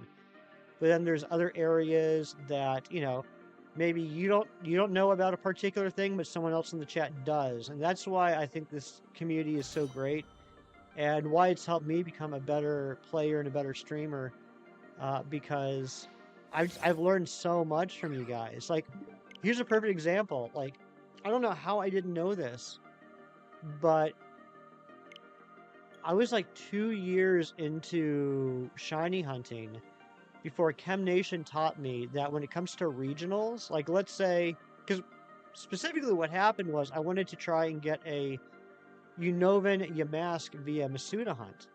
And so I had a Kofagrigus in the daycare, and all the eggs were glaring Yamask. And I was complaining about it to Chem. I was like, I don't know how I'm going to get this Yamask. I can't do it in Sword and Shield because all the eggs hatch as Galarian. And he says, "Hey dummy." He didn't say dummy, but that he did not say dummy at all. But what I heard was, "Hey dummy." He said, "Put an Everstone on the Kofagrigus, and then all the eggs will hatch as Unovan Yamasks." I never knew that's how you get around regionals when it comes to Masuda. I only thought the Everstones were for natures.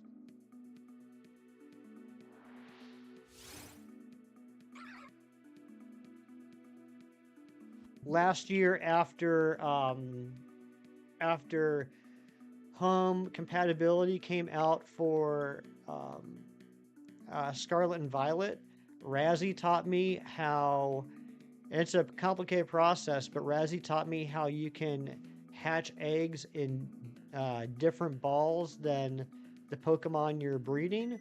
So, like, that's how a lot of the Hisuian Pokemon I've been able to breed in Scarlet and Violet in Premier Balls. If you get a Galarian Farfetch and you give an Everstone, no, that's it's opposite way McTelligence. So if you're playing in Sword and Shield, right? If you're playing in Sword and Shield and you have a Cantonian Farfetch'd in the daycare, all the eggs will hatch as Galarian Farfetch'd. The egg will always hatch as the native regions or the current region's version. So like what would be another good example? If I was playing Ultra Sun Ultra Moon and I had a Cantonian Vulpix in the daycare, all the eggs would be Alolan Vulpix. But if I give the Cantonian Farfetch'd in Sword and Shield and Everstone, all the eggs will be Cantonian Farfetch'd. So, yeah, without the Everstone, it will always hatch as whatever region you're in. It'll be that version. But the Everstone will allow you to hatch it as whatever the parent's form is.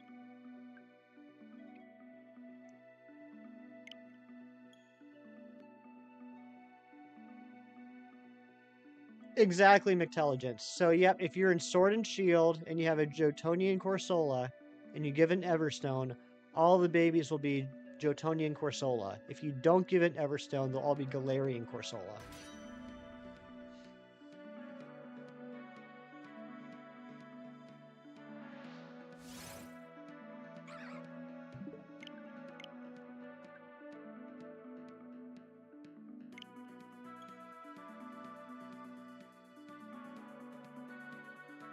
Thank you for the boop, Val.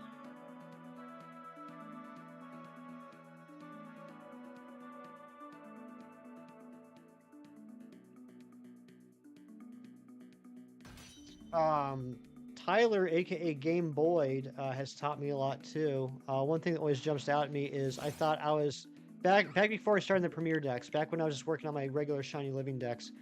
I thought I was completely done with poker radar hunts in BDSP.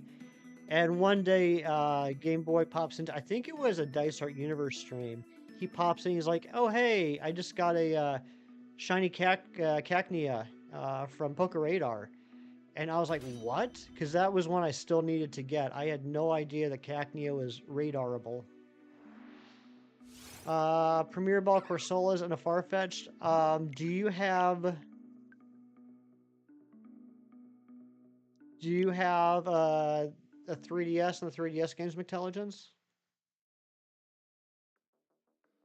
Yeah, if you're in Scarlet and you have Hisuian Growlithe, put an Everstone on the Hisuian Growlithe, all the babies will be Hisuian Growliths. Without it, it'll just be a regular Growlithe. Only have a Switch, no BDSP. Well, then you can get Farfetch and Corsola in BDSP. That's certainly the case. I'm not sure if they're natively in the game or if you have to go the ground underground. Let's Go. Let's Go is also a very good option. The only risk there, Reeves, is the possibility of it running away.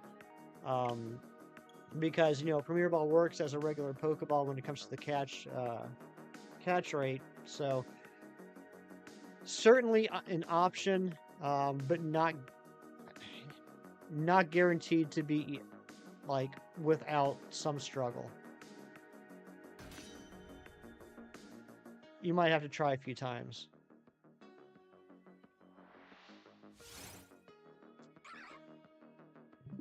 But I do know that both Corsola and Farfetch'd are in BDSP because I think, with the exception of Mythicals, I think all of the first 493 are in BDSP.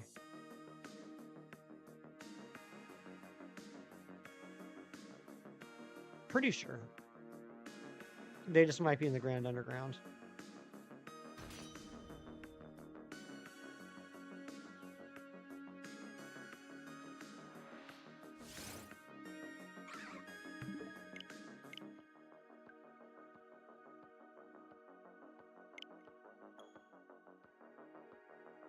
I feel like you need to trade in home for both mods because you don't have both Let's Go nor BDSP.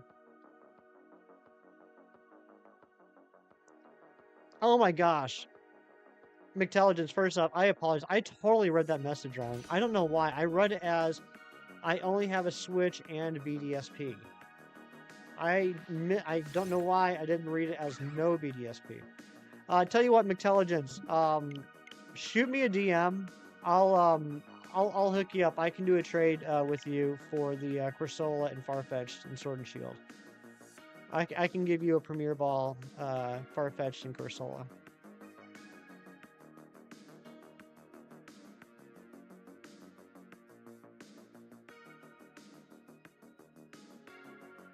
Or Reeves can help too. You got lots of options here. Lots of wonderful people here willing to help out.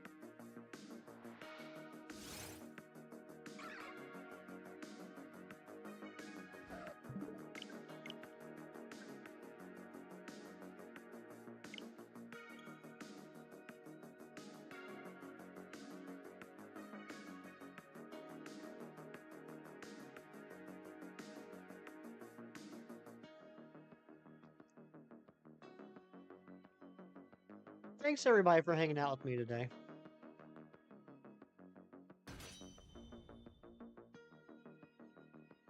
And thank you to all the lurkers. I haven't said that much lately, which is my bad, but I know we typically have a lot of lurkers in these streams, so thank you so much. I appreciate you. I know there's a lot of people that like to have, for some weird reason, like to have me on the background while they go about their Sunday mornings doing stuff. I mean, I guess it's a little bit more exciting than meeting the press, but not by much.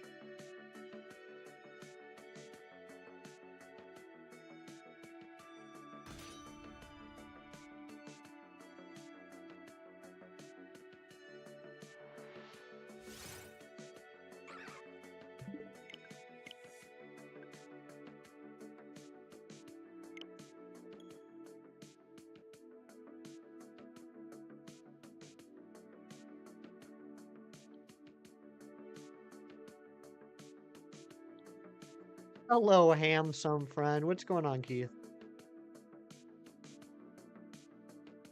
Keith, what shiny legendaries did you get in Dynamax Adventures yesterday?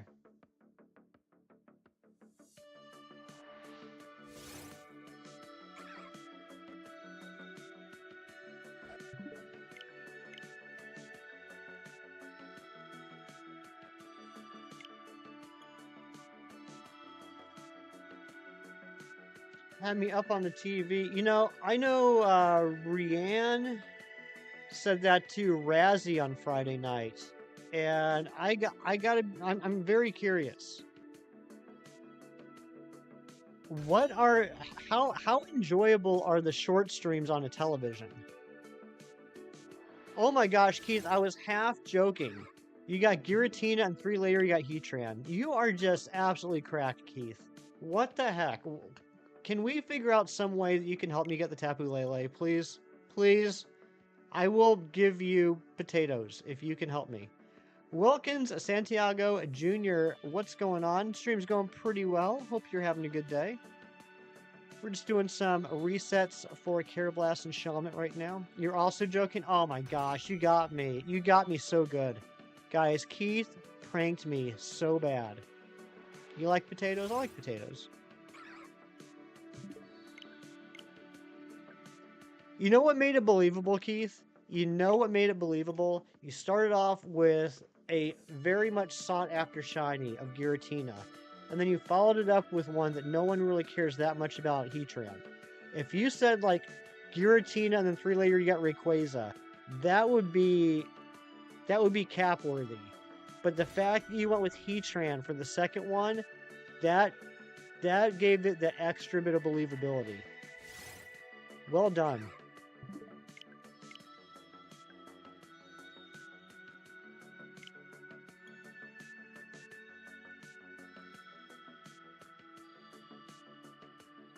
Like, oh man, last night was so crazy. I got Zygarde, and then 2 checks later, I got Zapdos.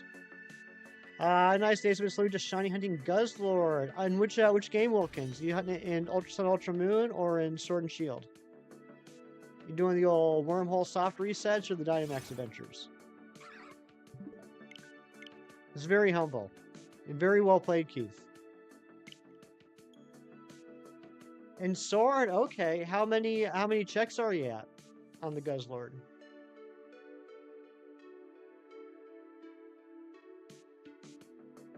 Love the Guzzlord shiny. Big ol' white boy with his Cheeto teeth.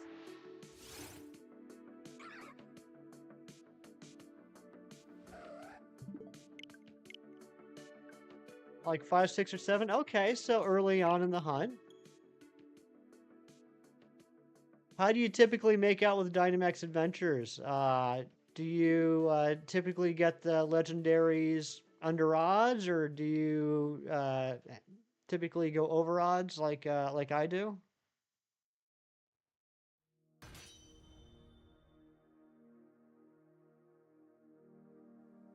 With your mouth. You and your mouth, Keith.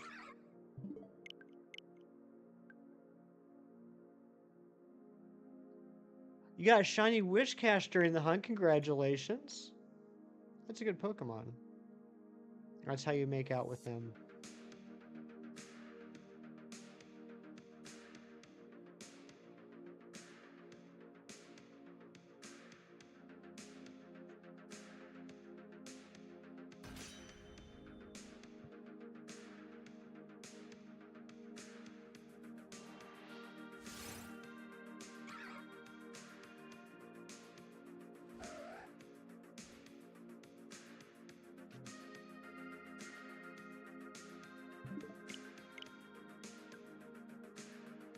Congrats on the Whiscash, though. That's awesome.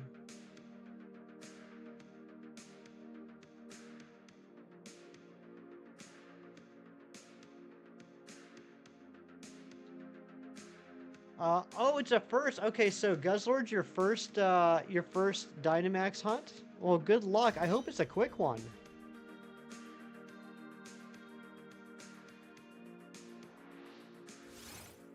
We got a lot of incredibly brilliant people in the chat, typically, that know basically everything there is to know about Dynamax Adventures. Keith Stroganoff, Gym Leader Hassan, Reeves. We got a lot of people here that have done a ton of Dynamax Adventures. This bunny's in exploring mode. I believe it.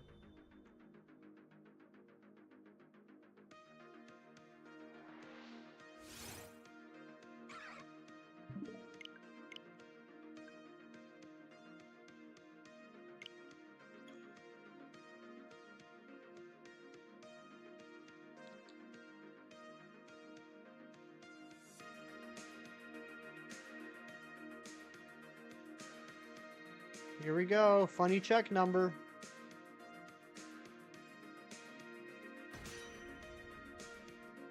Just out walking around, just checking out the property, making sure everything's good. No funny check number shiny.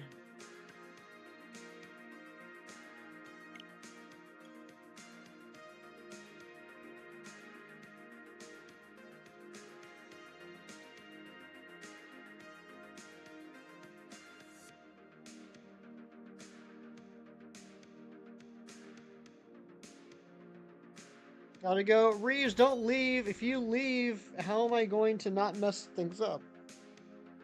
I'm teasing. Have a great day, Reeves. Thank you so much for being here. Again, thank you for everything.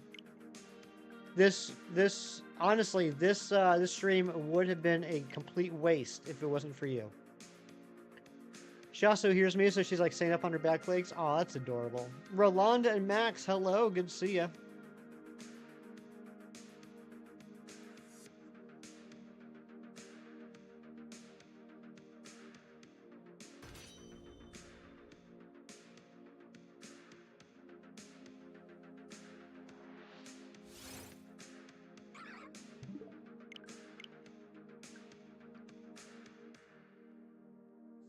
Reeves really saved the stream today. God, I'm embarrassed. I'm honestly embarrassed about the whole situation. I should have thought about that, but I did not. I would have been sitting here for hours upon hours upon hours checking the exact same spawn.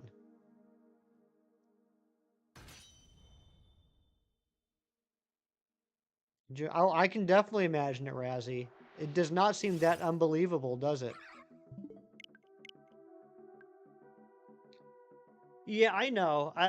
It's not so much like I'm beating myself up over it. It's not like I'm beating myself up over not thinking about it. It's more like realizing how much of a crisis we averted. I'm not being dramatic at all, by the way, when I talk about when I use the word crisis in relation to soft resetting for a shiny Pokemon in a video game on YouTube streams. Totally a crisis.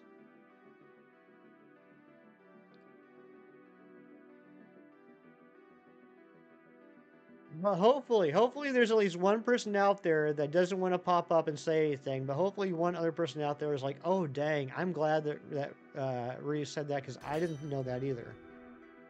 Hopefully it wasn't just me.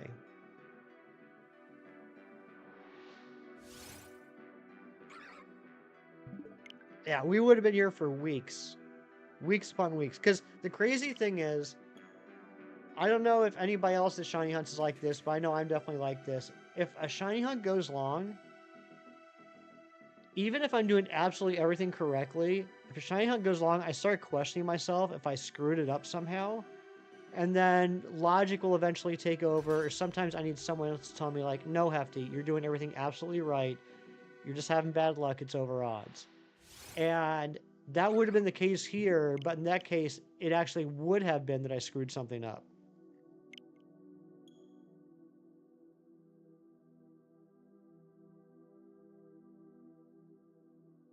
And everyone in the chat and myself would be convincing me, like, nope, nope, it's just over odds. It's all okay. Oh, it would have been bad.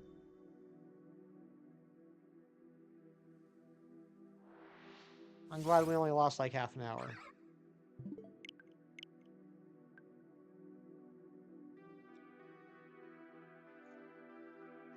There you go, Keith. That's a super effective move right there. That's the best way to do it.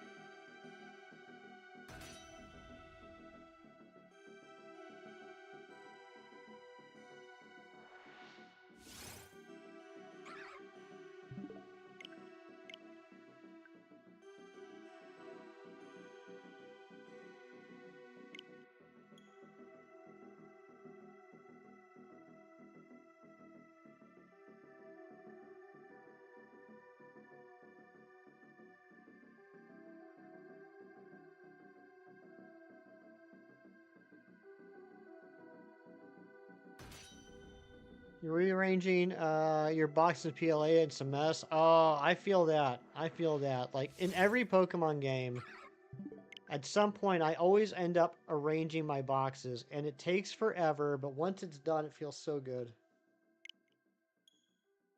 And then they get usually like towards the end of a game, like when I'm getting pretty close to being done with shiny hunts and everything, then it becomes a mess again. Then I start throwing stuff wherever.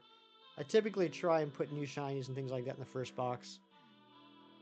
Like, I like to put new shinies in the first box. I like to put my hunters or my non-shiny ones that I need for things in the last box.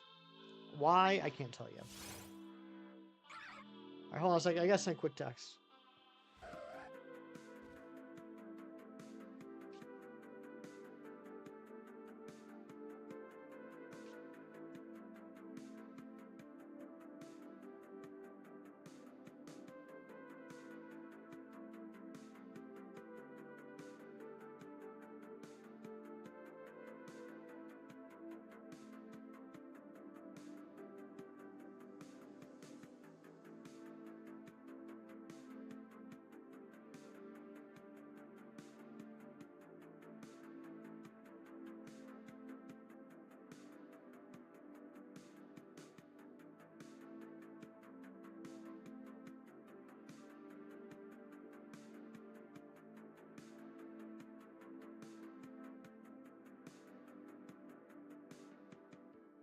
Sorry about that. Cold here, approximately 37.4 degrees Fahrenheit. Yeah, we got a big cold front. We got a frost advisory yesterday for last night into this morning, and another one for tonight into tomorrow morning. Uh, it stinks. It stinks. It was getting nice out, and then now it's getting chilly again. You're hunting by fishing Omega Ruby since you don't have a shine in that game yet. Can't consistently get the fishing timing right though. Millions J, I totally get you. I have thankfully been able to chain fish everything I need to in Gen 6, but it was a grueling task for me personally because I also had issues with the timing. The best advice, Millions J, I can give you, I know it's worked for a lot of people. It's somewhat worked for me. I think my biggest issue was just my internal timer. But I know what a lot of people do is they don't even look at the screen. They just put the volume up and don't look at the screen. They don't depend on their eyes at all. As soon as they hear the noise, they hit the A button. For some people, that gets the timing better for them than looking at the animation when the exclamation point pops up. Is there anything in particular that you're chain fishing for? You're hungry for a vanilla frosty? You know what? Now so am I. Thanks a lot, McTelligence.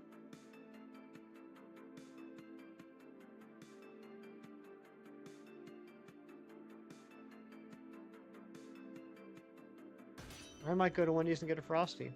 I ended up not leaving the house yesterday. I ended up getting a local mom and pop shop to deliver me a Chipotle cheesesteak and half a dozen chicken wings. And yeah, I ended up not going anywhere. No problem helping your hunger. Yeah, I appreciate it, intelligence. Yeah, it was pretty good, Razzie. The only thing, Razzie, is their DoorDash system is a little screwy. I mean, like DoorDash is just DoorDash, right? But obviously the menu is based off of however the restaurant sets it up. So I was like, oh, you know what? I'm in the mood for wings. Let me get half a dozen wings. So they had like 8 or 9 different flavors of wings you can order, and then when you click on it to get more info to add it into your cart, there was no options for the flavors. So I was like, well, how the heck am I supposed to tell what flavor I want? So I ended up putting under special order, like the special instructions box. I had to put in what flavor I wanted. I was like, okay, hopefully that helps. And then it arrived, and I realized, son of a gun, they never gave me an option for dip. So I had to eat these hot wings without any ranch or blue cheese. Just fishing for anything in Evergrande City. Cool with a Love Disc or Whalmer. Both beautiful shinies. I wish you luck on that, Millionth Shade. But yeah, see if that helps. Like for me, it does help. I still have issues of breaking the chain by not hitting the button in time. But for me, paying attention to the sound instead of the visual does give me a higher success rate. Yeah, Wilkins, absolutely. I'm not sure, we're not like a huge channel. There's not a ton of people here. So I'm not sure if there's anybody in chat that's currently available to jump into a Dynamax adventure. But if you want to host DAs, if you want to try, if you want to put the code in the chat, see if anybody wants to join, feel free. No worries, Millionth J. How's the old Reggie Rock treating you? Millionth J was the first person on Friday's anniversary stream to get a shiny legendary, snatching away that Reggie Rock. McTelligence, you're going to be heading out now. All right, thank you so much for being here. Hope you enjoy the rest of your weekend as well. We're going to go to 500 checks if we don't get a shiny. And then we're going to be doing a raid. We're going to be raiding someone very special and very important to me. So if you're sticking around, make sure you stick around for that. Reggie Rock's doing great. Glad to hear it. You didn't eat it yet? You didn't eat that chocolate, Reggie? The Reggie Chalk? There you go. Wilkins is doing a Dynamax adventure for Guzzlord. If anybody wants to join, the code is 12131415. That's a fun code. I like that. Just don't take it personal. Don't get upset, Wilkins, if no one is available at the moment. People on Mobile Kid join raids. Well, we won't be putting a link in the chat, Mighty Munchkin. What we'll be doing is we will be setting it up to automatically transfer over once the stream ends. It'll shuttle all you guys to the other channel. What's up, Shido? Shido be meepin'. It's called automatic redirect. That's how we rated Brandon on Friday. It always makes me nervous because you don't know if you screwed it up until it's too late, right? Like, it doesn't do the redirect until my stream ends, and if my stream ends, then it's too late to try something different. DM'd real quick, thank you. Some people don't have time for DAs, that's completely fine. Okay. Oh my gosh, I've been recording like 6 minutes of my voice in a text message. Delete.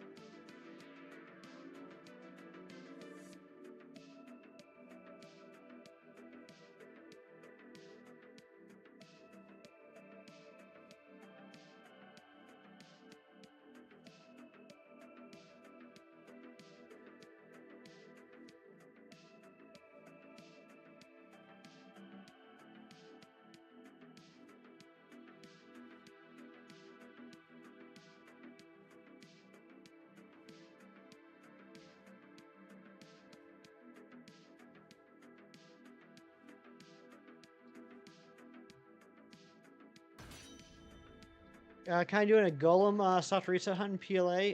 Kinda? What do you mean kinda, Phantom? What makes it a kinda hunt? I'm not teasing, I'm just curious.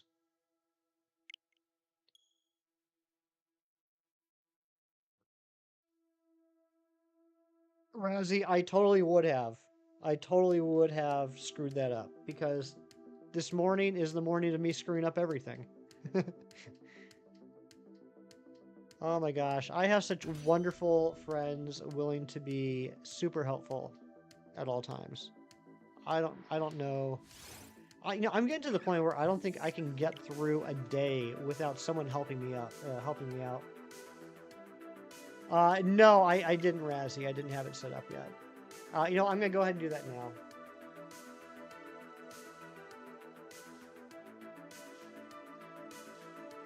While I'm thinking about it.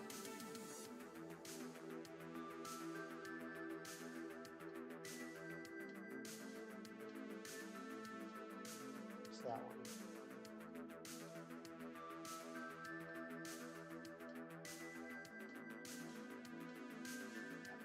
Thanks again, Razzie.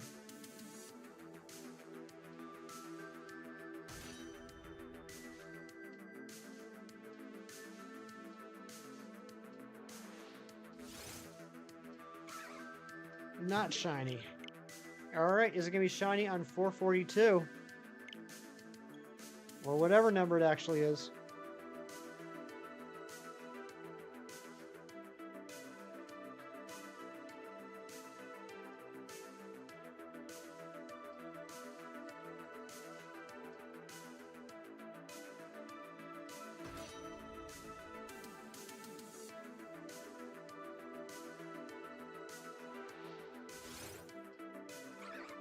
Nope. Alright.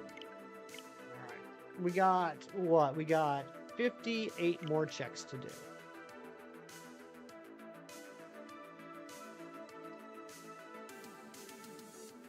I had a fairly decent feeling we were going to get the shiny today, but given the screw up at the beginning of the stream, I'm thinking this might be a next Saturday. I mean, it could happen this check, right? That's the thing about shiny hunting. It could happen at any time, but I'm feeling like this might end up going to a third day. Hopefully it won't.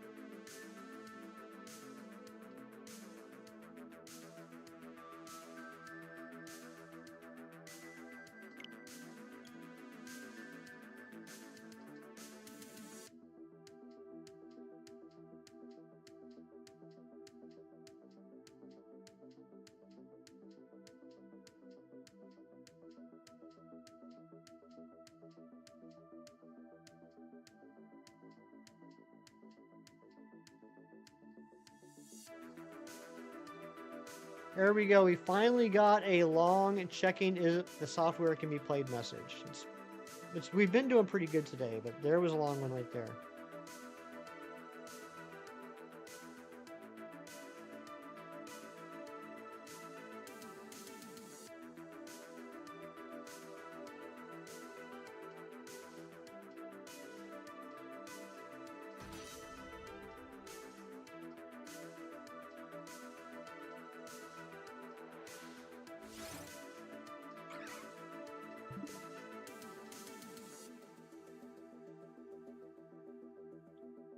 Shine hunting is like a surprise. You don't know when it's going to shine. The reward's always worth it. Exactly.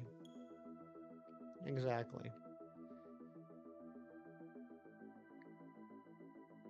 And I don't know what is more satisfying. I mean, every shiny hunt is satisfying when you get the shiny. But I honestly don't know which hunts I find more satisfying. The ones that are really quick or the ones that are really long. I don't know if I get more excited about a super, super fast hunt or a super, super long hunt.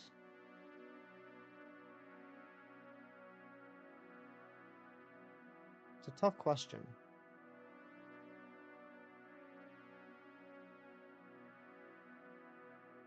Super, super long hunts definitely have a bigger sense of relief. That's for certain. But I don't know if I get more hyped up about a hunt that goes really over odds or a hunt that goes really under odds. Found a Hylian shroom after probably 2 hours of gameplay? What? That's a long time. That is a long time, Tyler.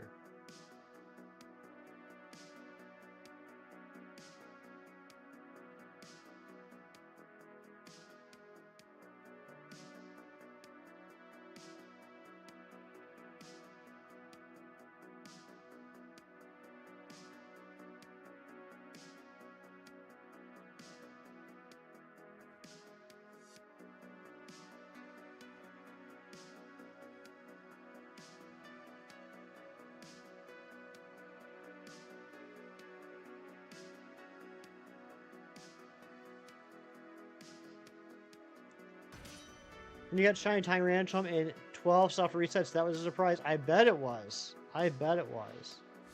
I'm sure it felt really good.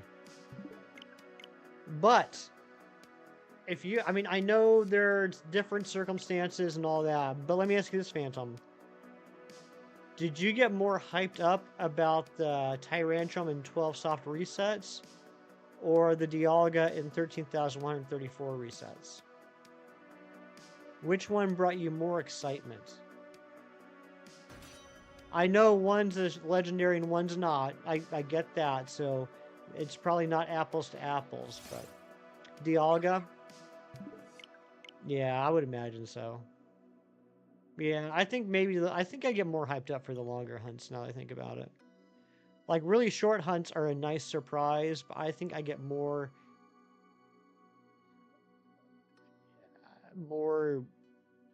static, more euphoric when I've gone super over odds and then it finally shines. I know people probably picked up on this. I was literally on the verge of tears when Regidrago finally shined.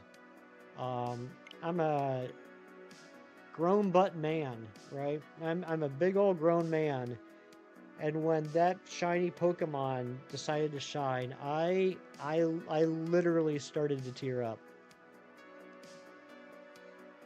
When the heck will this Poipole shine? Today. It will shine. It will shine in the next 3 hours and 15 minutes. Good morning, MB. How are ya? Ember Zipinta.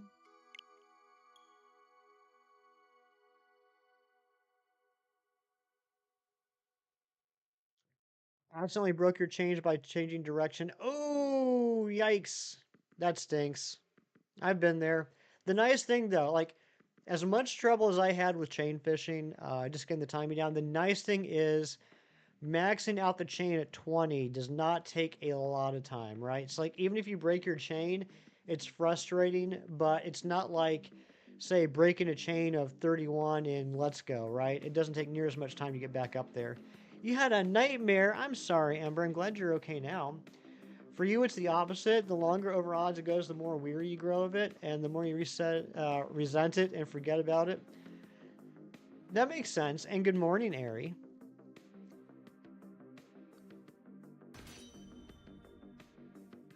Ari like the dairy fairy. Not so scary, like Jerry. Ari, I gotta be honest with you, I didn't get too far in Explore the Sky yesterday. I did probably the first three missions, but I also started up Mario and Luigi in Bowser's Inside Story, and I quickly fell in love with that game, and that ended up being my focus for pretty much the remainder of the day. But I did, for anyone that was hanging out yesterday, we were talking about Explorers of the Sky.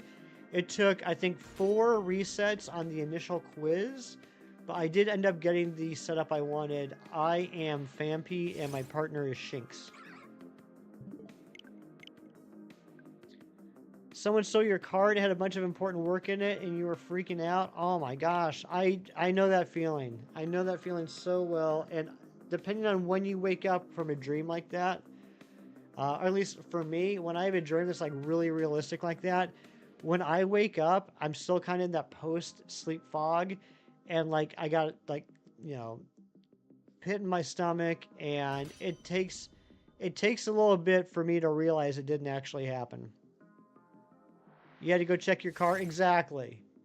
Exactly. Takes a bit to realize it didn't really happen. Oh my gosh, Joyce, that is such a cute picture. Definitely over double odds on this BDSP Giratina. I haven't heard you talk about that for a while, Ari. How often are you jumping in and doing some checks?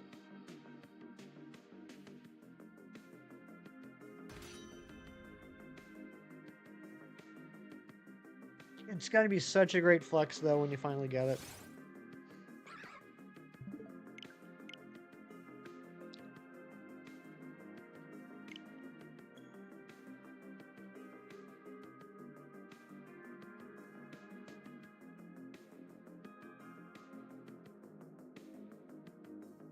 See, Razzie, now I'm paranoid and I'm double checking again to make sure it saved the redirect. Because there is the one time, I swear, I did the redirect like I was supposed to. And then when the stream ended, it didn't redirect. So something got screwed up. So now I'm just always so paranoid about it.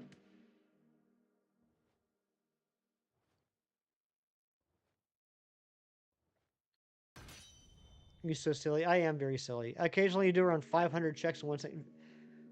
501 second. How long does that take, Ari? Considering it's BDSP and those resets are like billions of minutes long a piece, how long does 500 checks take? Would that be like... Gosh, I mean, that's got to be like several hours. Yeah, 4 hours. That's crazy. I respect the heck out of the commitment, though.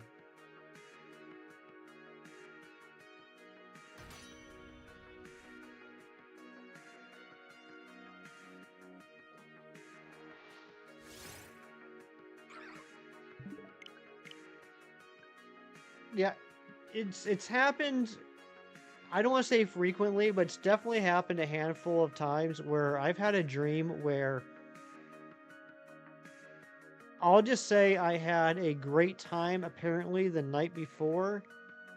The dream deals with me the next morning realizing, not realizing, being told what happened the night before, and then having to apologize to a whole bunch of people, and feeling terrible about it.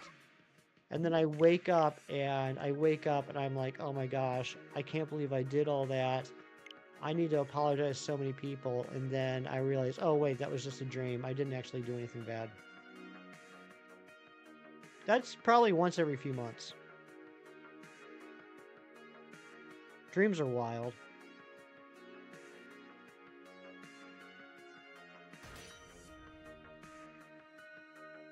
Dreams be horrible sometimes. They do be.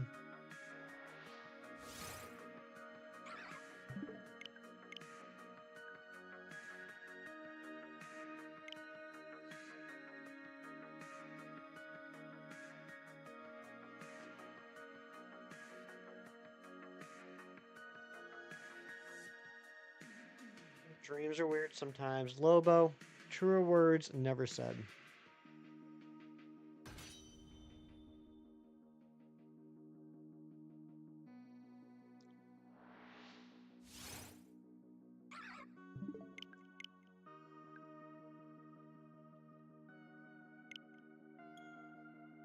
Thankfully, it's been a long time since I've had to apologize to someone for something I did.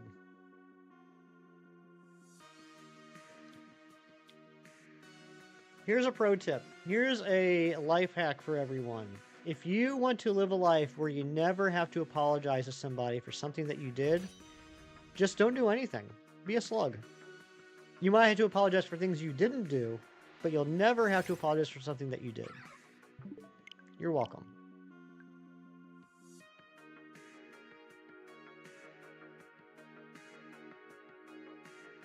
Oh my goodness gracious, Joyce. Favorite dreams are follow-up part 2s and part 3s to older dreams. There's a boy named Noah that you made up in your dreams you occasionally get to dream of and catch up with him. Oh, that's cool, Ari. There have been, I don't know if I've ever had, like, we'll call them direct sequels to dreams, but I've definitely had a lot of dreams where there were a lot of similarities and a lot of reoccurring things. Like, I've had dreams that took place in the same, like, house, or dreams that had some of the same people. Not like a house from my life or people from my life, but the dream house and the dream people. Like, settings and some people have been the same sometimes. But usually, like, the circumstances are different. Like, imagine, I'm just gonna keep going with this movie analogy, because why not? Imagine two completely different movies, but they used the same set to film that movie.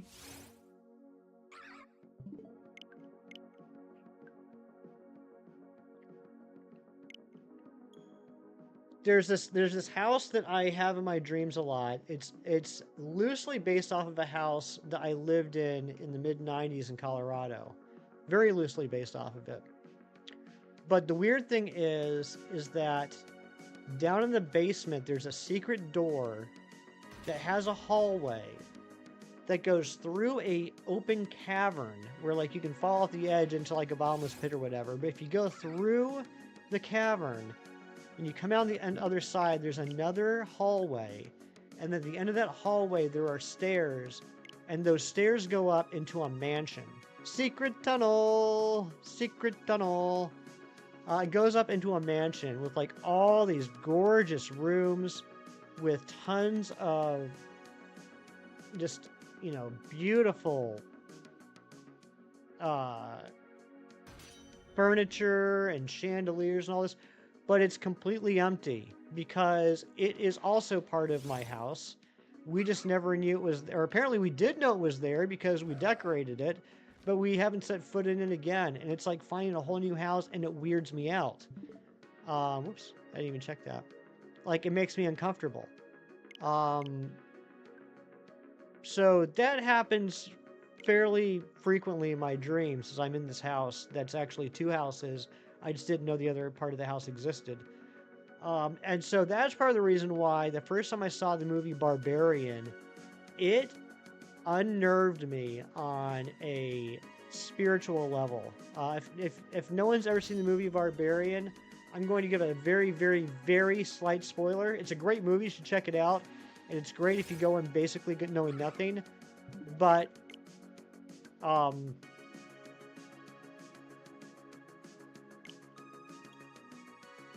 there's this part early in the movie where this girl goes in the basement and she finds a hidden door. And that hidden door opens up to a hallway.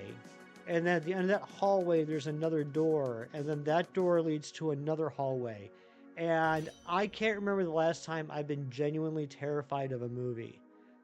But that unnerved me like no movie has since I was a kid.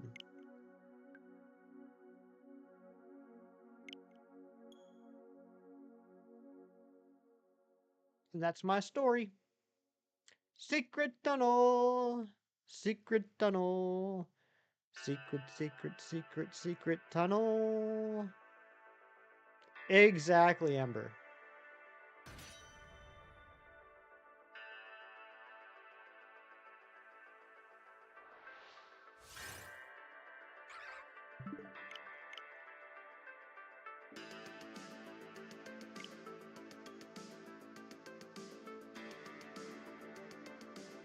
Shalfa Golem 24 soft resets. Congratulations, Phantom. Dang, that's a quick hunt. Good job.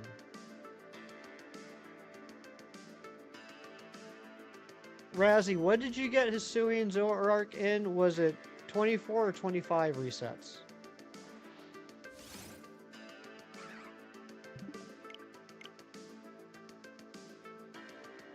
$24, there you go. You're twinsies. You're alpha twins.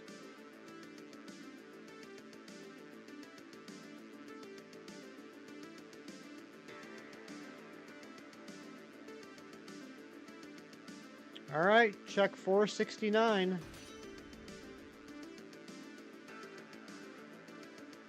Yeah, so what are the odds with the charm? Max research with charm. What are the Shalfa odds? You're all booted up. What a beautiful day it is. Nice. Welcome to the world, Keith. I hope your day is at least half as amazing as you are. Because if that is the case, this could be the best day of your life.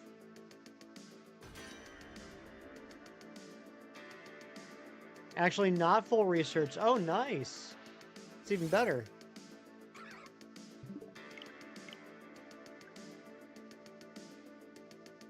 All right, we got 30 more checks, and then we're gonna go on a little raidy raid.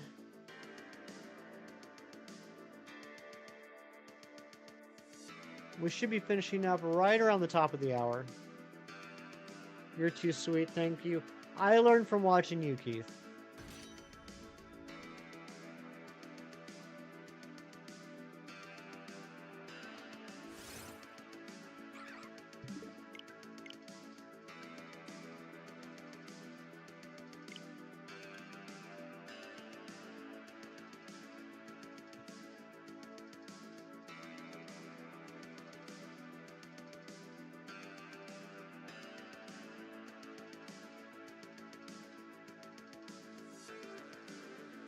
Static odds are 1 in 585. You believe MMOs are 1 in 220. Thank you, Razzie. Thank you. You know why I have such a trouble with those odds, Razzie?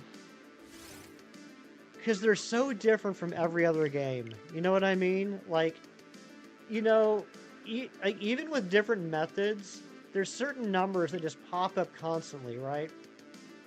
8192, 4096, 1365, 683, 512, 273. Like, you know, it's usually some correlation to you know, 2 to the power of something.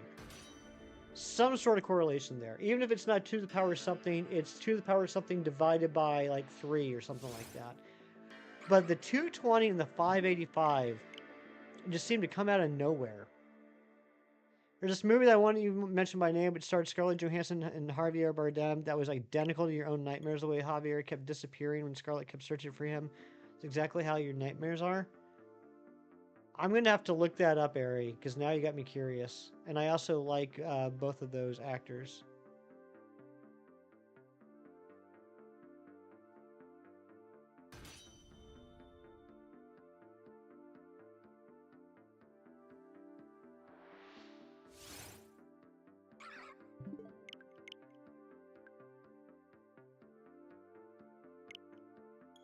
I still remember this one nightmare I had when I was like 8 years old. Like, I still remember the house I lived in. I remember my bedroom. I remember the orange shag carpet.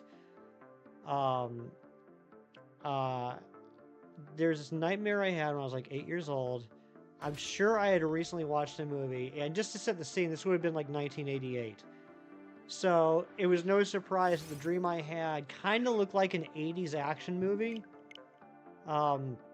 But it was this guy that was walking around at the like there was a skyscraper that was under construction, right? And you know, like the old like it's a classic thing. You always see it like, you know, in cartoons and movies and everything, that skyscrapers under construction. So you have like all the free floating like I-beams, and you have like the skeleton of the building that's been started. You know, you got the classic photo from like back in the 1920s of like the 8 construction workers sitting on an I-beam high above the city having lunch and everything. So it was a guy that I don't know why he was there. I don't know what happened to him. He looked terrified. He was walking across these I-beams and he slipped and he fell. And then I woke up.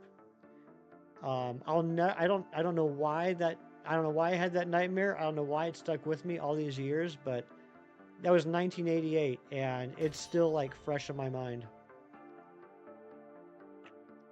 I appreciate the heads up. I appreciate the warning, Ari. You do have me curious though, so I'm gonna have to look that up later. Pokemon and math go hand in hand. That's right, Lobo. Pokemon, particularly shiny hunting, is comprised of 2 things: 1, colorful pixels, and 2, math.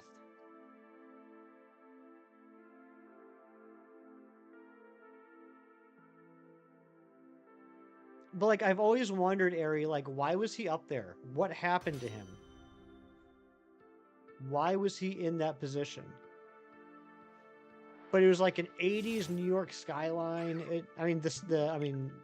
The atmosphere was great. You know, my brain did a great job with the setting. So remember your first ever nightmare from when you were 4 or 5? Dang. I don't remember anything from when I was 4 and 5. I don't think. I can't remember. I can't remember if I remember anything from back then.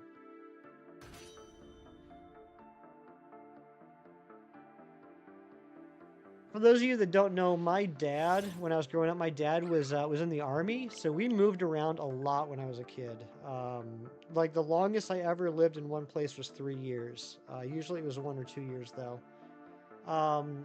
And there were some definite cons to that. I was never able to really put down roots. I don't have anyone that I can say, you know, was a childhood friend. I had to do my senior year of high school at a brand new school. You know, usually a time when people are celebrating with the friends they've had for a long time, they're finishing school. I didn't have any friends, at least not, going into it. I mean, I made friends, but I didn't have any of those relationships. So there's a lot of tough things about that. But one pro to moving around a lot when I was a kid is it helps me anchor my memories. And what I mean by that is if I have a general memory of something, if I think about where it happened, it will let me kind of pinpoint when it happened. You know what I mean? Like that's how I know I had that dream in 1988 because I can picture the bedroom because I woke up from that nightmare, got off the bed, went across the orange shag carpeting, and went to my parents' bedroom. I can see that and I know where that house was and I know when we lived there so I can know when it happened. Um, I would imagine that for people that say like live in the same house their entire life, might have a little more difficulty trying to pinpoint when something happened. But because I have all these shifting settings in my memories, it can help with me do that. You feel the exact same way, Ari? I'm sorry. It's rough, isn't it? It's rough having to start over, basically. No, I think psychologically, that's why once I went to college, I live in the town I went to college in. Um, Once I came here for college, I just stayed. I never left the area again. I think just because I was tired of starting over, I was tired of moving away.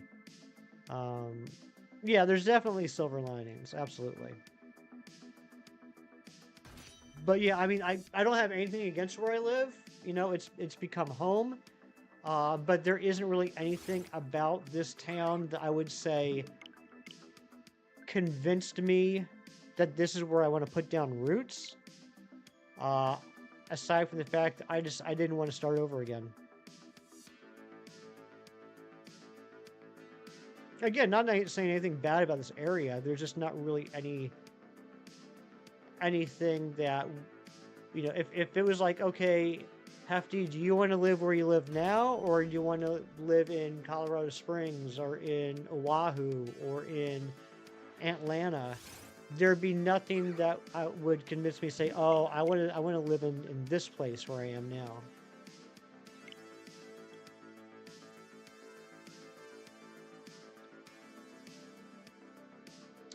That got a little deeper than usual, but I'm okay with that.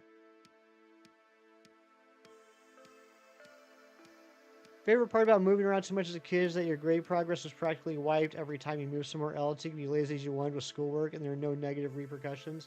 That's funny. That is true. I did have one instance though, area that kind of stunk.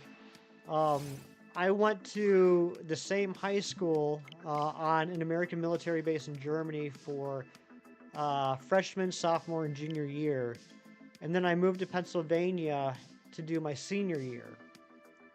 And the military high school, or I mean, it wasn't a military high school. It wasn't like military school. It just happened to be for the children of people in the military. They didn't require driver's ed, which kind of made sense because over in Germany, the legal age to get a license was 18. So there's no driver's ed classes over at that school. But when I moved to Pennsylvania for my senior year, driver's ed was required.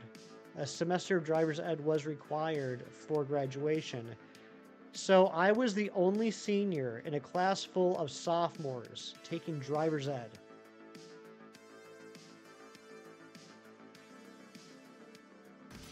No way, Ari. You did the same thing? 3 years in one high school and then 1 year for senior year in another? It's stinky, isn't it?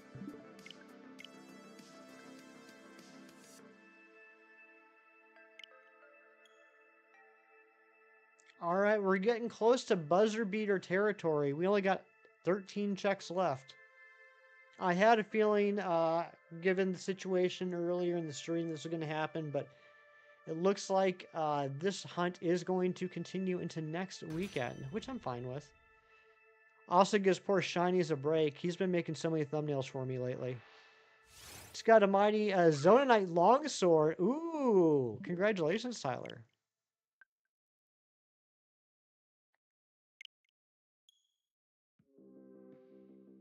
You hated it. You made all your friends at the first school and didn't want to do it again for 1 year, so you opted for independent study and graduate early. You're so smart, Ari. I totally get that though. It stunk. It absolutely stunk. And I think my parents felt really bad about it. Like I was at the point where like I was even asking, like when we were still in Germany, I was asking my friends' parents if they would let me live with them for a year. Um, but I mean, I get it. I get why that never happened. I was being selfish, not thinking about how it would affect other people. But I think my parents felt bad. I mean, not that it was my parents' fault either. It's just the way that it works with military. But I think they felt bad about it because for my graduation present when I did graduate from high school, they bought me a flight back to Germany. So here's how it went: we had graduation, like the ceremony, and then after graduation, went out with all my friends, my girlfriend, um, celebrated graduation night. Ended up not getting home till like 6 in the morning. Um, and then like 2 hours later, they took me to the airport, and I took a flight to Germany, and spent a week with all my friends because they happened to have graduated the same weekend, or maybe it was the weekend before, but they had graduated. So I like the day after graduation, I flew to Germany and spent a week with my friends over there, which was really cool. And I like technically stayed with my English teacher, Mr. Tatum. But I literally like he picked me up, took me to his house. I like dropped off some stuff, and then Mr. Tatum's basically like, "All right, we got to head to the airport next Saturday at 2 in the afternoon. Be here." And then I just kind of had the run of Germany with all my friends for that week. I honestly don't even know if I stayed one night at his house. And this was like pre-cell phone times too. It's kind of scary thinking back on it. I I hope I at least called in once a day.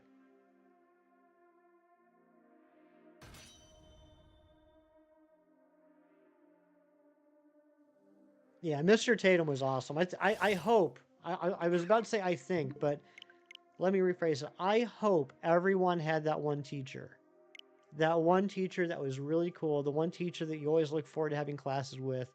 The one teacher that you and a handful of other students, usually we were the rejects, we were the misfits, we were the goth kids, we were the punks.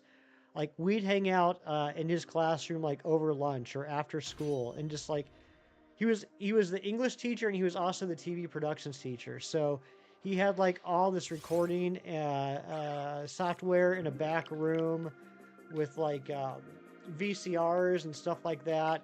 So like we just hang out there, like eat food, watch TV. Like we bring in tapes of like The Simpsons or X-Men and stuff like that. He also was a big comic book nerd. He was just the coolest guy. You missed that teacher. It was your art teacher, played a big part in who you are today. Aw. Mr. Murray, your old maths teacher, Go Looper. I love that. Like I said, I really hope everyone either had that teacher, or if you're on the younger age, I hope you find that teacher. The one that really helps shape you into the person that you become. Uh, who, becomes more than just a teacher, becomes an actual, like, person you look up to and aspire to be like. 41 likes. Holy potatoes. Thank you guys so much for the likes. Given that we only got 5 more checks, I don't think we're going to do another like goal. But I do want to say thank you to everybody for hanging out today.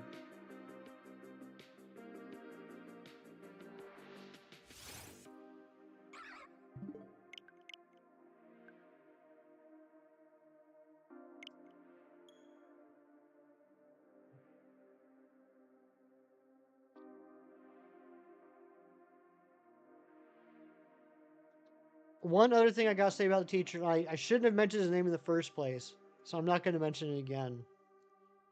And no shade thrown at him. Great guy, and I understand the circumstances. I just think it's hilarious. I've never met anyone else in this position. He divorced his first wife and married his first wife's sister. he married his sister-in-law.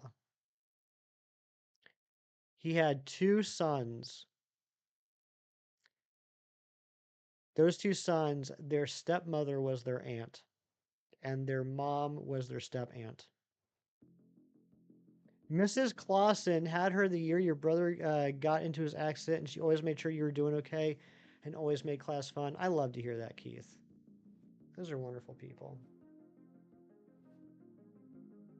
What in the what? Exactly, Go Looper. It sounds like on the face, it sounds weird, right? But and their cousins were their brothers. Yeah, that's true, Razzie.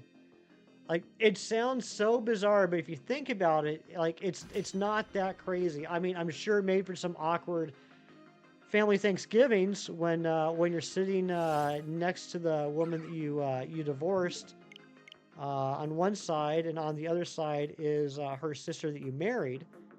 But it's not like it's not like creepy, right? You guys know what I'm getting at. It's not like creepy. It's just very unique.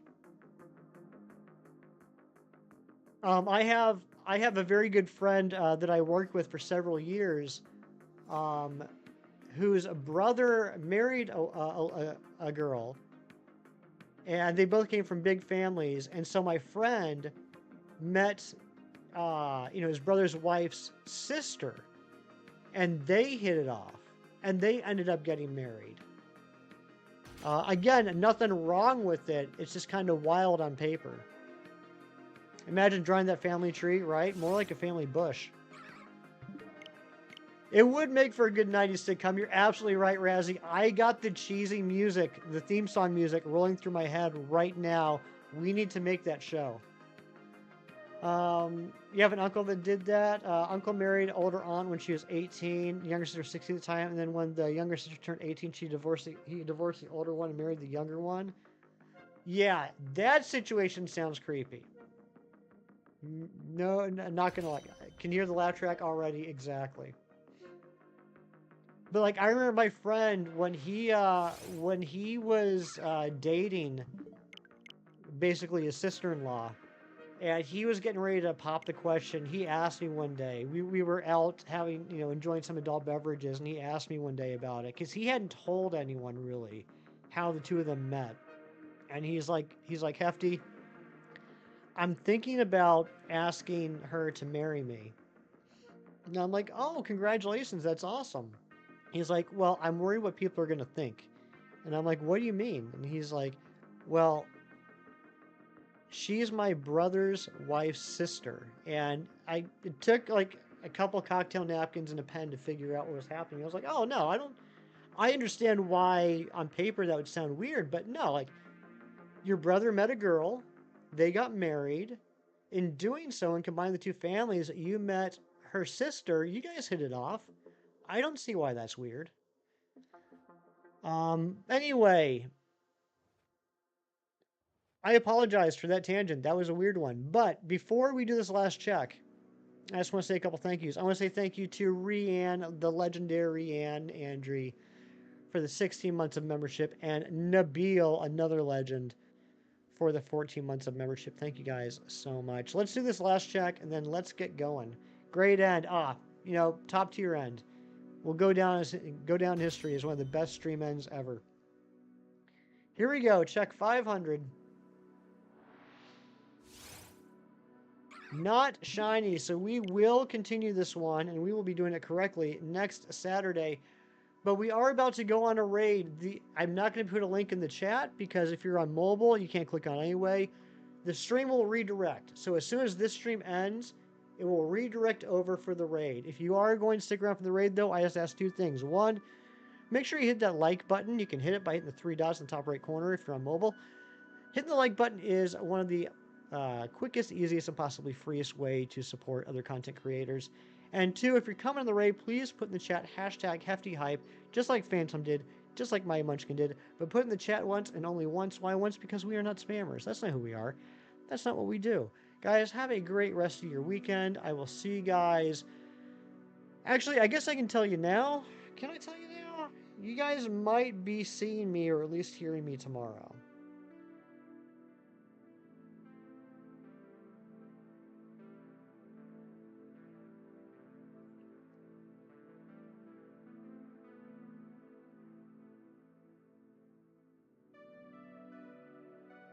Okay, yep, it has been announced. I will be racing Amber for Kangaskhan tomorrow.